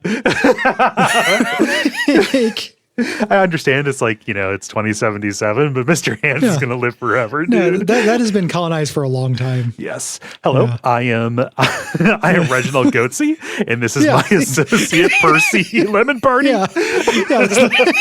They're Shadowrunners, Goatsy and Lemon Party. I know, we just read in a book we thought sounded cool. Yeah, I know. We're going to take down the Top Girl Corporation. Yeah. we call our crew 2 girls 1 run. Yeah. No. Any others? Remember any others? Yeah, no. Yeah, okay. No, this is all pretty good though. It was funny. Yeah. We do a good job here. Yeah. But anyway, Google Mr. Hands. But don't do it like at school or something if you don't know about that. Because it was a while ago and Mr. Hands awareness might not be really high right now. Yeah, yeah. It's worth a Google. It's an interesting and sad story. Yes. I was reading about it when this came up. This reminded me of Mr. Hands. And I was reading about it and I hadn't, obviously, I don't think it's cool to have sex with animals. No. I think that's a morally wrong act. But I just had a deep moment of empathy for this guy. Cause you're doing this thing that is the most fun you get to have. You get together with the boys. You're so fucking excited. And you're having this fun night and right in the middle of it, you then have to get dropped off at a hospital and all of that embarrassment and shame. Well, I mean, on top of dying. Yeah. And you die and dying of it. He didn't die right there. He died at the hospital. Yeah. So you had that whole time, if he was conscious at all. I don't know. I just had a moment of human empathy for this monster man. For sure. Yeah. No, you can what think a fucking way to go. Yeah, no, just the tragedy of every part of it, really. And the whiplash. Uh-huh. You're literally doing your favorite thing in the world and you love it. And then just all of a sudden nope. Flew too close to the sun. Mm-hmm. Yeah. The story is fascinating. That's why in Washington there are bestiality laws. Yeah. Previous to that, their bestiality laws, this is bleak, were in the same paragraph as their sodomy laws. Mm-hmm. So when they repealed their sodomy laws, they accidentally repealed their bestiality laws. Yep. Because there was a time in this country where getting a dick sucked was basically the same thing as having a horse rupture your fucking intestines. Yeah. Because bad country. Yeah. It's, I would say homophobia hurts way more people and things than just queer people. Yep. Yeah. Yeah. Anywho, Mr. Hands is recovered, and he's. I think Mr. Hands is actually the horse, but he's calling because he might have a connection with the Voodoo Boys. Yes, he's your fixer for Pacifica. It's real funny because whenever you cross over into a new neighborhood, the fixer for that region gives you a call and says "Hey, I have some really boring jobs for you to maybe go do at these emergent dungeons." Yeah, come do some gigs and or tiny dungeons. Yeah. He says the best way to get in touch with the Voodoo Boys is to work for them. Mm-hmm. Yeah. If you complete this job for them, you might be able to meet their leader, Maman Brigitte. Yes. So we go to this meetup point, which is this church in Pacifica where they're holding a funeral. And it's very obviously them trying to send you a message. Yes. You can say that to the guy who leads you over to the lieutenant here, Placide. And I just like, no, why'd you have me come to this funeral? Like, it's really not subtle. Yeah. Placide is this taciturn lieutenant who's waiting in this butcher shop. Also a terrible, blunt message to you. Yes. It's very off-putting. Yeah. This is cool. This Creole district, like a Creole futurism. Or like that's not a thing you see. Yeah. It's not a culture you see fetishized or used very much in cyberpunk settings. There was a certain amount of controversy around the time this came out. Because historically, video games have had bad depictions of people from Haiti, and the idea that like, okay, well, here in this game, they have all these, they got the voodoo boys, and they're really bad guys. Like the history of this gang, like I'm not gonna tell people what to be offended by, but the story of the history of this gang is kind of interesting because, like in previous editions of Cyberpunk, the voodoo boys were posers. They were like white guys who had appropriated like the imagery and practices of people from Haiti and just Caribbean voodooism, right? And in the intervening time since those previous editions, actual people from Haiti and actual practitioners of voodoo were like, well, hey, fuck these guys, clear them out, and then went back in and took it back. Yeah. Yeah, I was not, same thing, not going to tell anyone what to be offended by. When I learned about these guys and what they were doing, I thought it was cool. I thought it didn't feel offensive to me or feel like it was problematic. It felt kind of badass. Yeah. That they have they control this whole neighborhood. Yeah. All of this, Pacifica, which is like, it was a big like playground city for the rich corpos that got its funding pulled or whatever. And then it was just abandoned. And nothing was hospitable until this alternative power structure came up. And the Voodoo Boys, they're super hackers, and they set up their own private subnet. Yeah, for this entire place. It felt, I don't know, based. Yeah, reading about it, and they've enforced this kind of culture. They've carved this part of the city out for themselves. So he says, the job we have is in this Grand Imperial Mall, which was, meant to be this big entertainment center for the corpos that was never finished. Yes. It's been taken over by the Animals, which are the gang that Eric Burden started. And they have hired a really decked out netrunner. This is a problem. Yeah. And unusual for them. Something else is going on for this. And, Placide just grabs your jack and scans your system. There's a reflex check on this almost. It's almost like a QTE. Some of the choices that you make are timed. You can yank your hand away before you can do this, but he's, plugs you right in and then scans you and says, hey, what's this strange chip? And he's evasive, saying this is why I want to talk to Brigitte. Yeah. Yeah. You can be evasive with this. He does, he's scanning your capabilities. Yes. Is the kind of what he's saying he's doing. And later he references this. Yes. So then we sneak through the loading docks. This is a cool dungeon. Oh, it's a huge mall. It's great. Yeah, it's a mall. I enjoy going through a mall. We go through the loading docks, which are set up as gyms for the animals. There are these great things where they fight these robo boxers. It's all Rocky IV all the time. Yeah, it's very funny. And we eventually get to the van that's inside the mall after sneaking through and breach it and see that the people who are doing this is actually Netwatch. Yes. They're trying to create this network map of Pacifica. And thus gain access to the Voodoo Boys' private networks of Pacifica here. Yeah. Depending on how you handle this stuff, you can sneak it over to the cinema where the Netwatch agent is. And the animals have this gigantic, jacked woman named Sasquatch, as their muscle, as their guard. All of the animals are the muscle, her especially. If you hadn't been seen up to this point, you can just sneak by her, I think, so you don't have to do the boss battle against her. That's what I did. Yeah, I did do the boss battle for this. I'm not as good at the stealth in this game as you are, I think. No. I feel like the enemies are very dense. Yeah. In this, and you can do distractions for things, and I can turn invisible for a second. real briefly, but I'm not particularly adept at the stealth in this. Are you using ping? Yeah. Okay. Yeah, to see the people. I think that the stealth in it, a lot of it is just kind of going behind people. Yeah. But the arenas feel more naturalistic than stealth designed to me. Mm-hmm. Like there are waist high walls, but there are also lots of big open spots. Yeah. And things. I'm not, something about it's not working really well for me.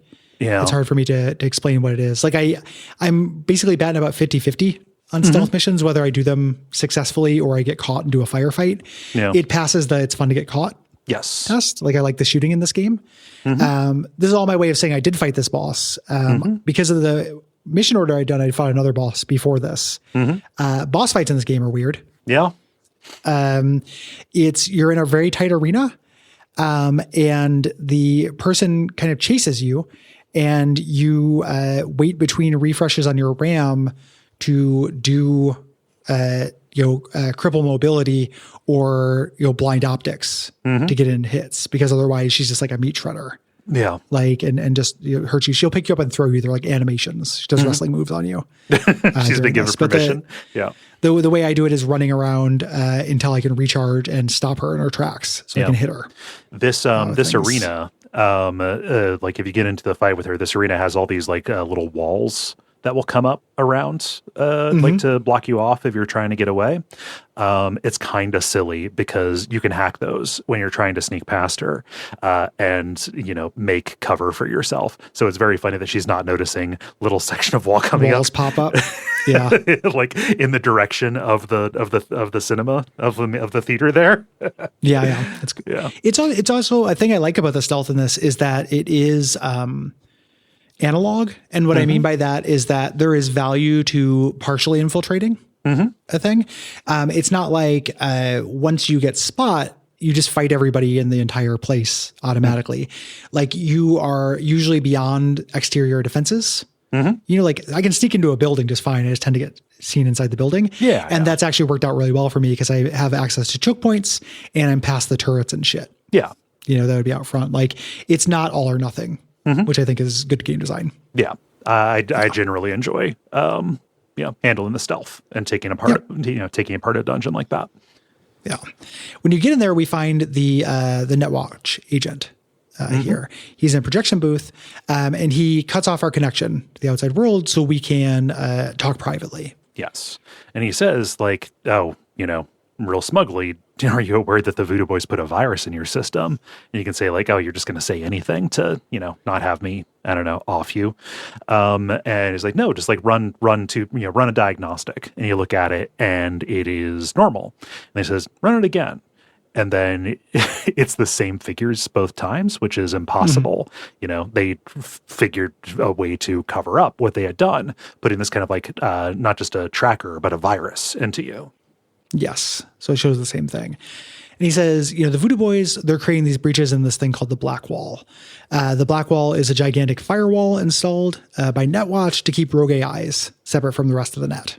Yes. And he's managed to, cyber-get Brigitte and T. Neptune, two high-ranking Voodoo Boys, and they're on ice. They're being kept alive, but they're being attacked. Yes. And he says, listen, I'm going to wipe the virus from you and set them free. But I get to walk with this data. And I said, no. Okay. I don't make deals with cops. I'm not playing a Cyberpunk game to be a cop. Even though the Voodoo Boys do fucking suck and I did kill them, but they all got to go.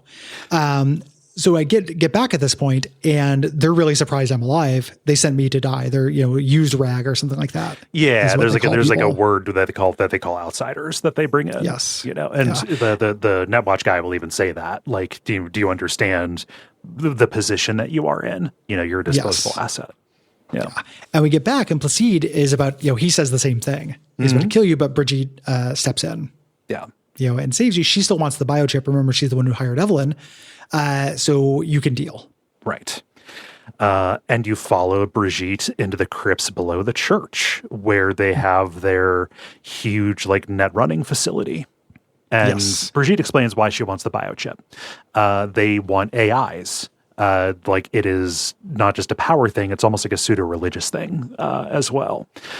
We need Johnny Silverhand in order to contact Alt Cunningham, who exists beyond the Black Wall. Yes.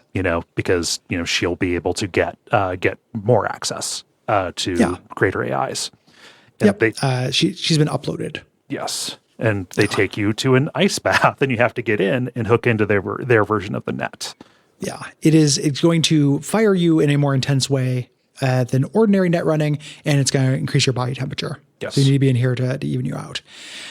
So we're in a realm. We're walking around this cyber realm. And eventually, we talked to Brigitte, but things eventually coalesce into this Johnny flashback sequence. Yeah. Johnny's firing his gun into a crowd during a samurai show. It's hard to tell. I can't tell if he's firing over their heads or just down into it. Well, it doesn't really matter. It's still an asshole move. It's still a hostile gesture. Yeah, be fucking cool, man.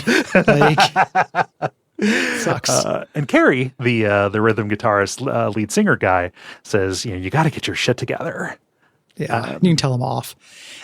You backstage, Alt joins you and you have a sex montage. Alt is a hookup. And afterwards we control a conversation. A weird thing is whenever we're in Johnny or playing his memories, we still control what he does or what he says rather, if not what he does. Yeah. So we have this conversation and Alt is breaking up with you. Right. She basically calls you out as a poser.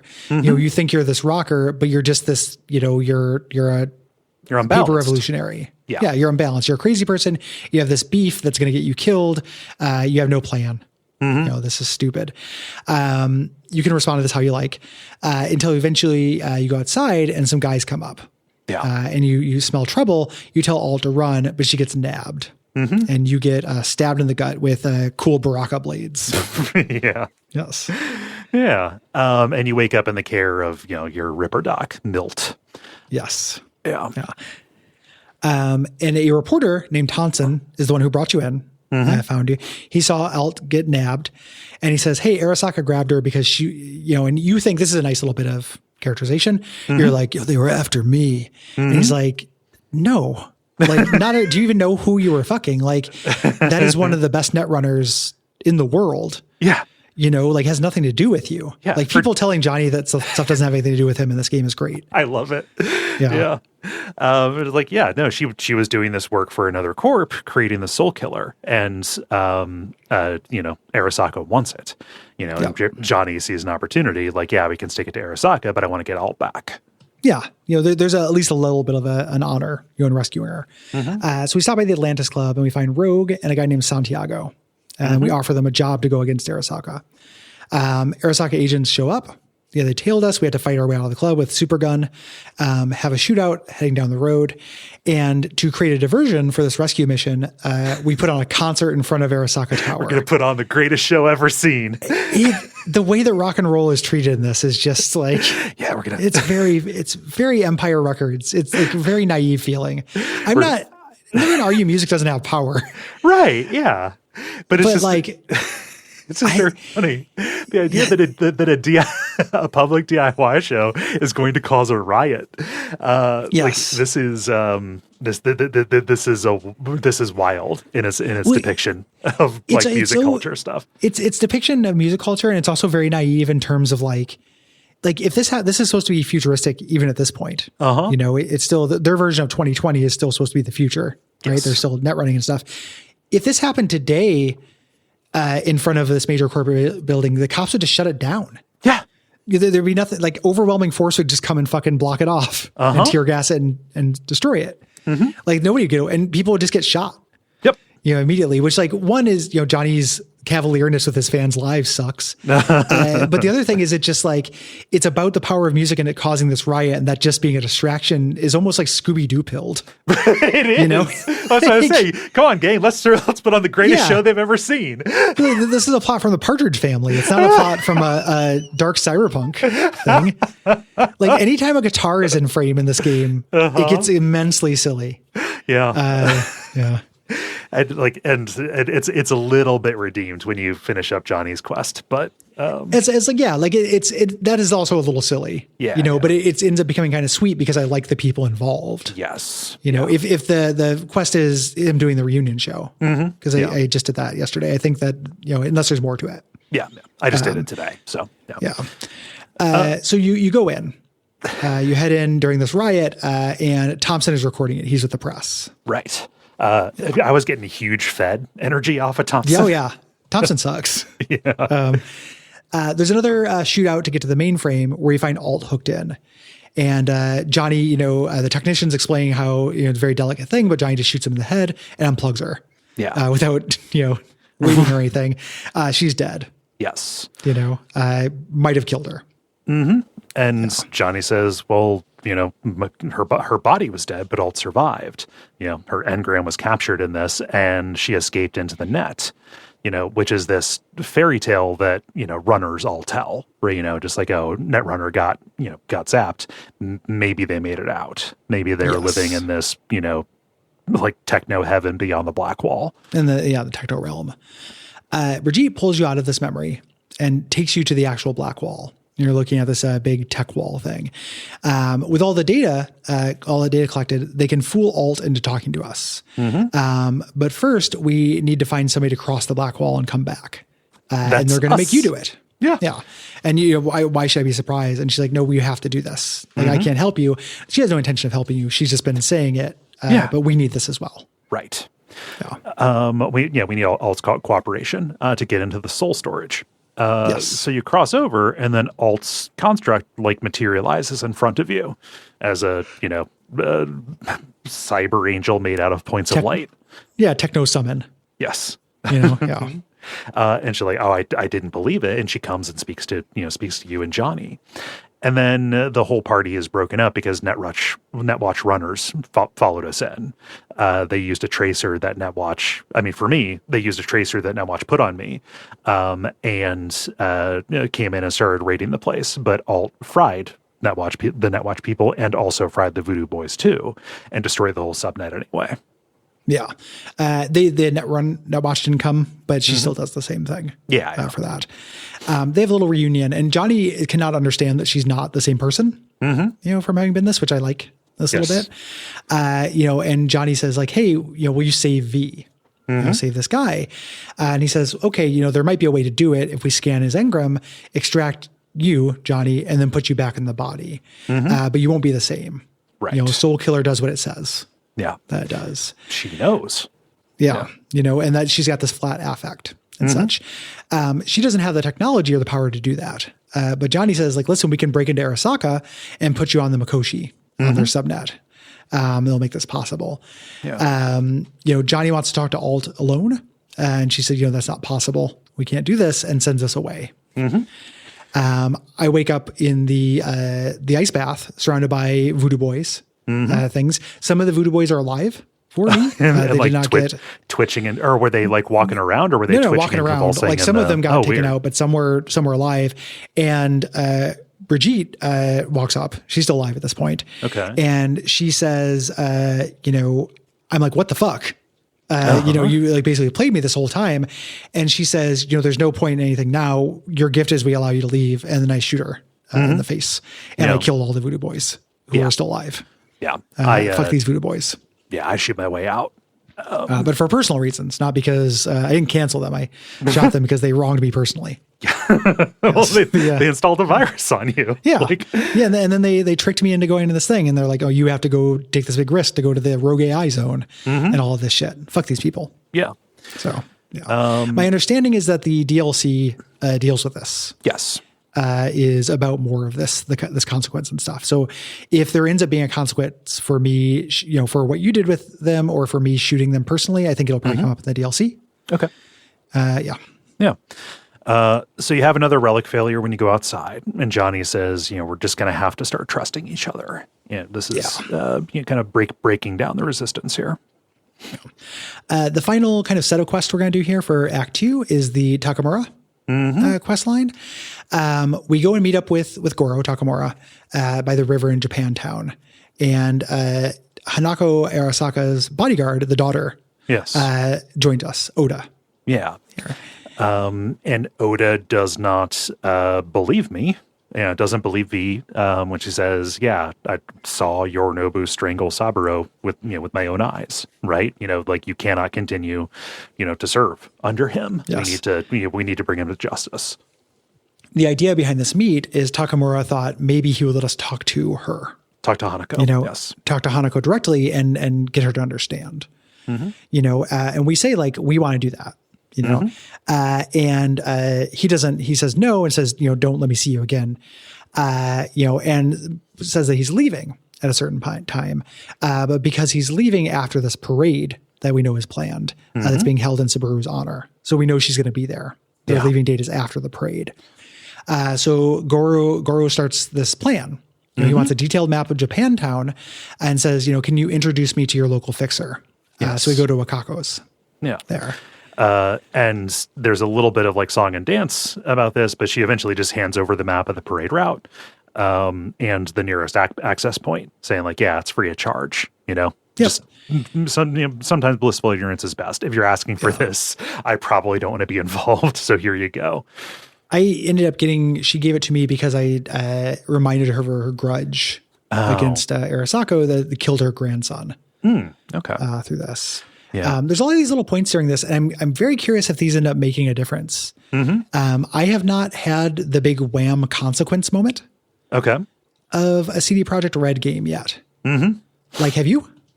Not quite. Yeah. Like I'm not having you made a choice, you didn't have complete information, and now you have an unexpected consequence from that choice. That happens constantly in The Witcher 3. That is the that is the hook of its narrative. I'm making a lot of little choices like that. I have been, sowing, but I have not reaped. Yeah. And I'm pretty far into the game. Like I have Judy's quest lines, Carrie's quest lines, and then the final act, which like people online are saying is 10 minutes for you're on a greased rail at the end. Yeah. And I'm waiting for this shit to come up. It's weird, right? Like I'm going through the notes and I keep seeing all these parts where like, oh, you're saying you did this and I did this. I'm glad there's a choice in how to get the information, but is it just a flavor thing?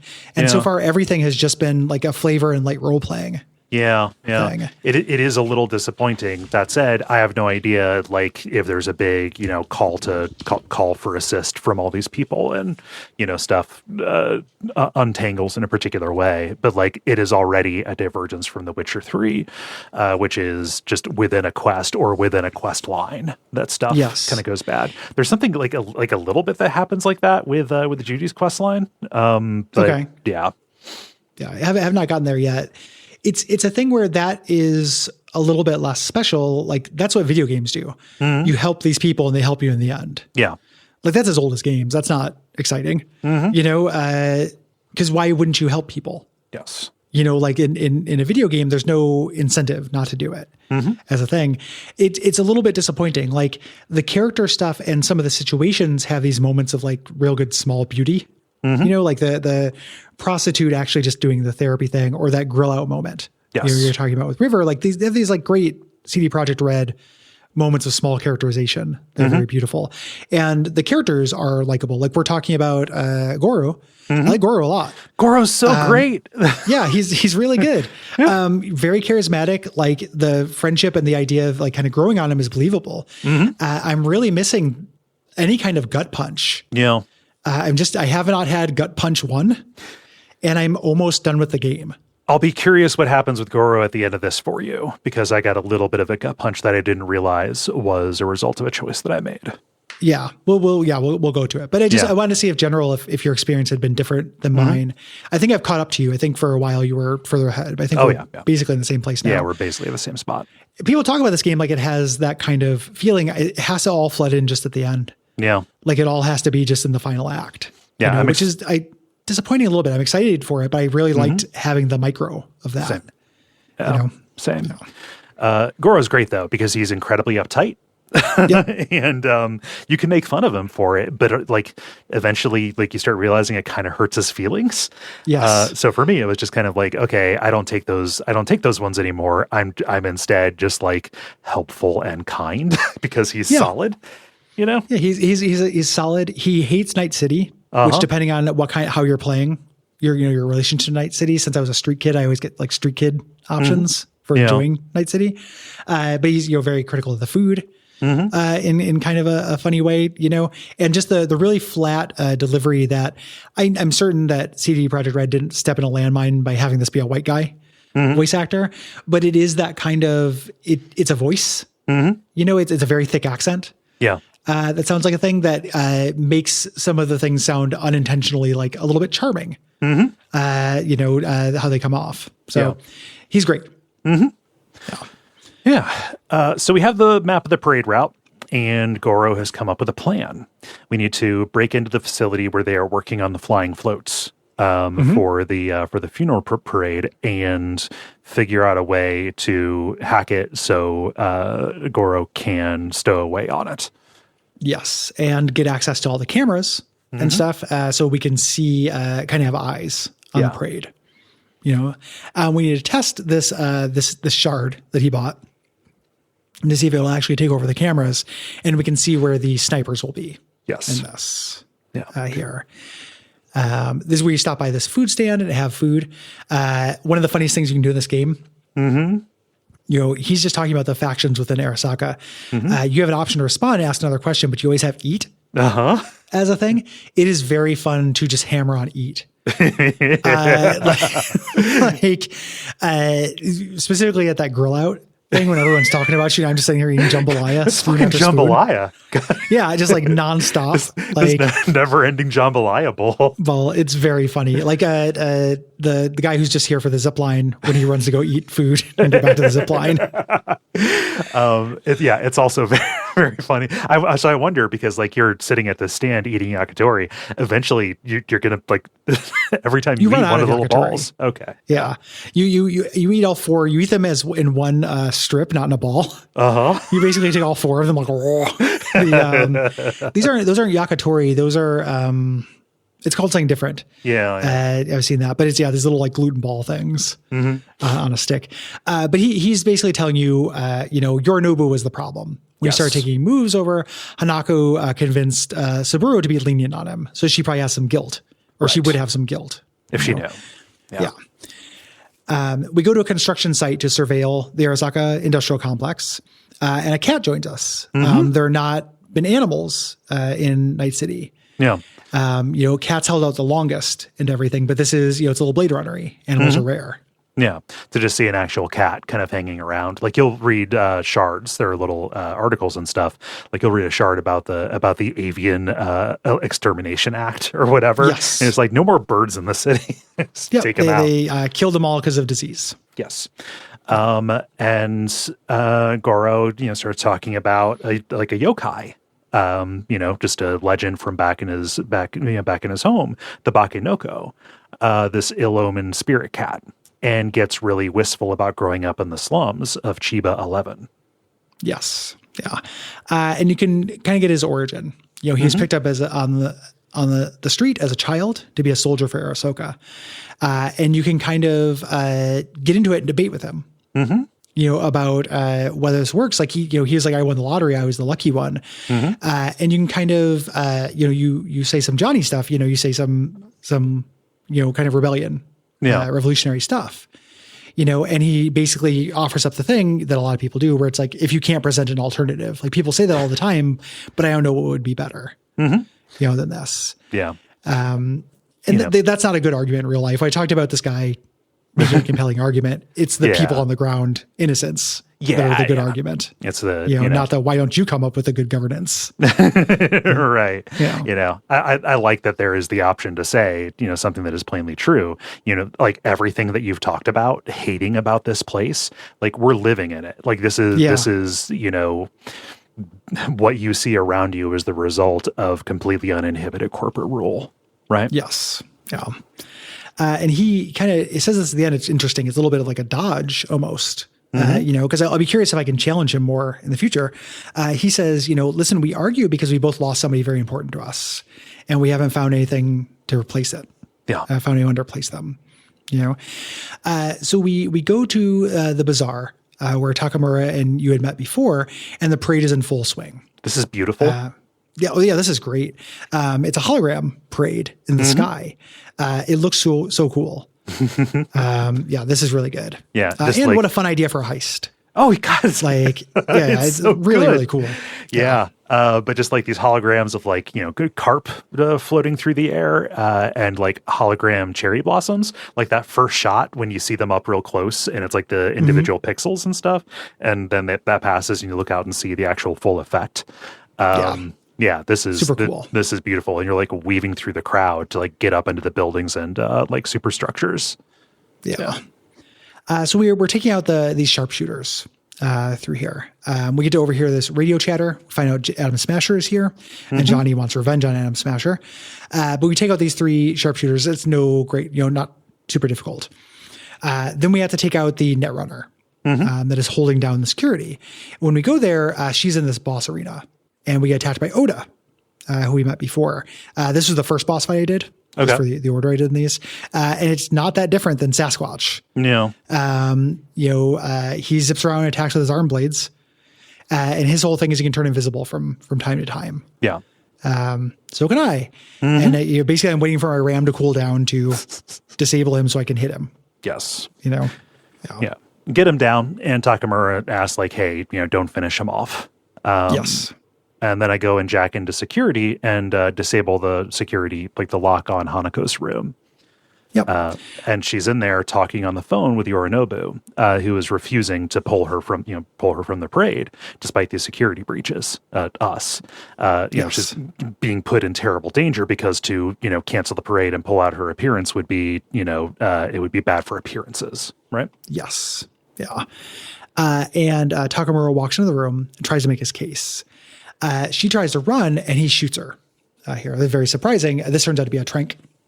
She lives. So we have to escape the security around the parade to get to safety. Yeah. So the heat's on. Takamura calls us and says, asks us to meet him at this abandoned building and knock 4 times exactly. And we get there and he's there with Takamura, with Hanako. Yes. There. Yeah.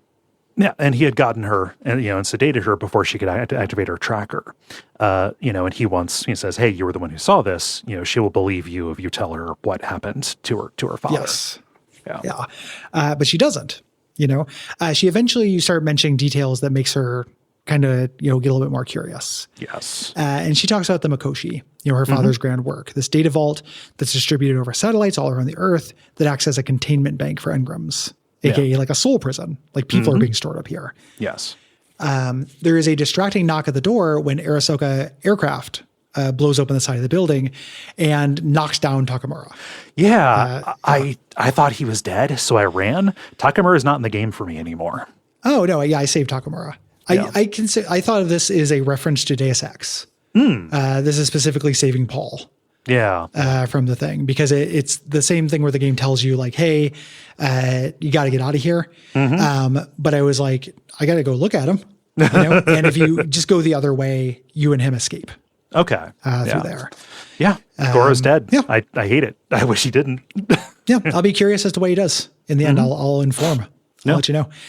You can go back for him. It is a clever thing when a game says do this, and if you don't do it, something else happens. Yes. I like that. Yeah. So later I'm at the Sunset Motel, and this woman appears knocking on the door. She's Johnny says not to answer it here. And it turns out it's just a random woman who is a proxy. She goes, okay, let's do it. And then she's a doll. Yeah. She delivers a message for Hanako. Yeah. You're sitting there paranoid, like with the shotgun pointed at the door. You can get the option to shoot. I don't know what happens. Oh, wow. Yeah. That's interesting. And maybe it's different if you have Takamura with you. Takamura is not with me at this point. Oh, gotcha. He got dropped off. Yeah. So yeah. So Hanako takes over, and we talk about what we found out about the relic.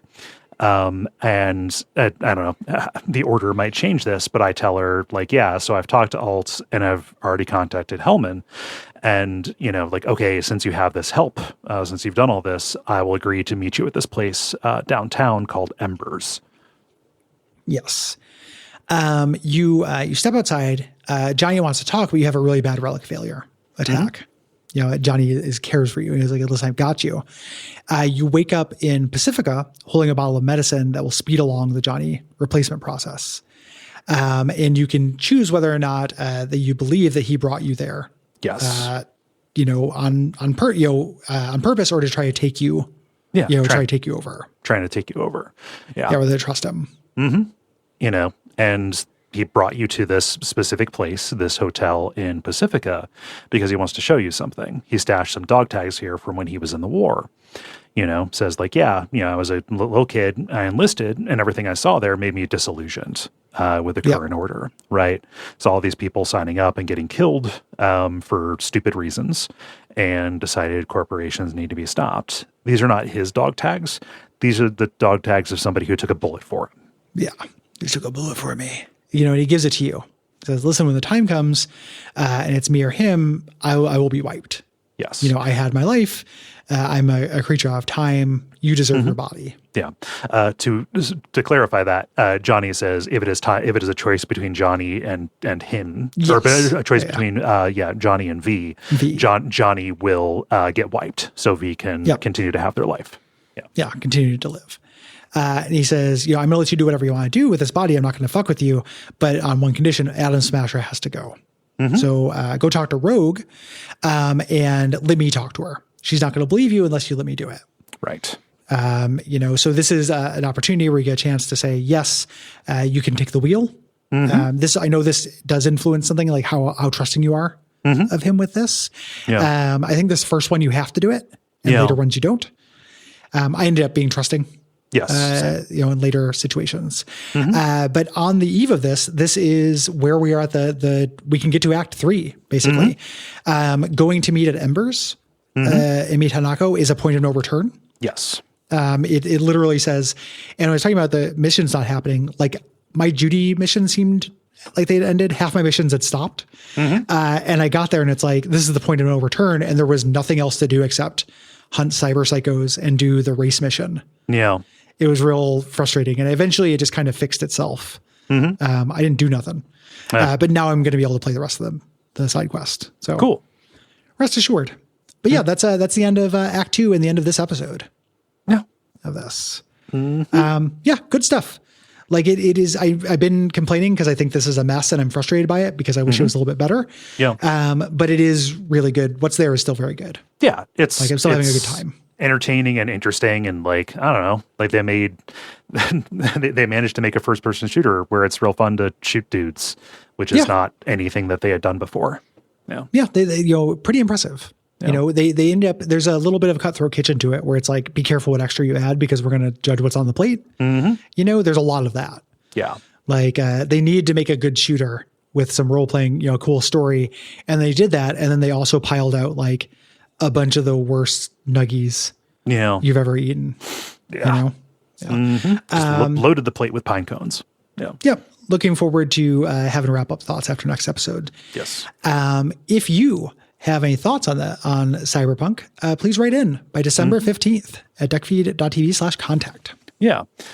If there's anything, like if your response is specifically about Phantom Liberty, probably going to delay that one. I'll try my best to keep track of it. Yeah. Yeah. That is December 15th for Cyberpunk. Throw in if you have thoughts about Kirby's Adventure as well. Yeah. Because that's technically an episode that's coming out this week or this month as well. If you have thoughts about January's games, the deadline is January the 15th. Those games are Super Castlevania 4, Project Snowblind, Tactical Breach Wizards, and the premium episode is Super Mario 64. Yeah. If you're going to play Tactical or play Project Snowblind, play the PS2 version on ROM. Yes. You won't run into the problem I ran into with it crashing and losing progress. Yeah, the PC version is not stable. Not it's no functional. Good. It's only like 30 cents, but it's not good. It doesn't work. That's what you pay for it. If you're listening to this and you are a marginalized creator of any type, please send me an email at Gary@Duckfeed.tv. Include your pronouns, pronunciation, links, basic pitch, and we'd be happy to shout out your project. Don't have anything this episode, but we're happy to do that. Yeah. And if you want to support us, if you want to get those bonus episodes, that Kirby episode, that Mario 64 episode, you do so by becoming a patron at patreon.com/DuckFeedTV. Yeah. whole bunch of bonus episodes, all of the premium episodes we've done and or done for this show, and a whole bunch more, whole bonus shows. So go check it out. Yeah. Yeah. Leave ratings, reviews on Apple Podcasts, Podcast Addict, anywhere you get podcast. Subscribe, tell your friends, post about us on internet. Yeah. Things like that. If you tuned into Duckstream, thank you so much. If you gave to Duckstream, extra thanks. If there were no survivors, this is coming out posthumously. We'll miss you all greatly. Yeah. Thanks for the memories. Yeah. And join us in thanking our producer, Gwen. Thank you, Gwen. And what should they watch out for until next time? Watch out for Atom Smasher. Seems like bad news. I don't know. Yeah. Big cartoon man.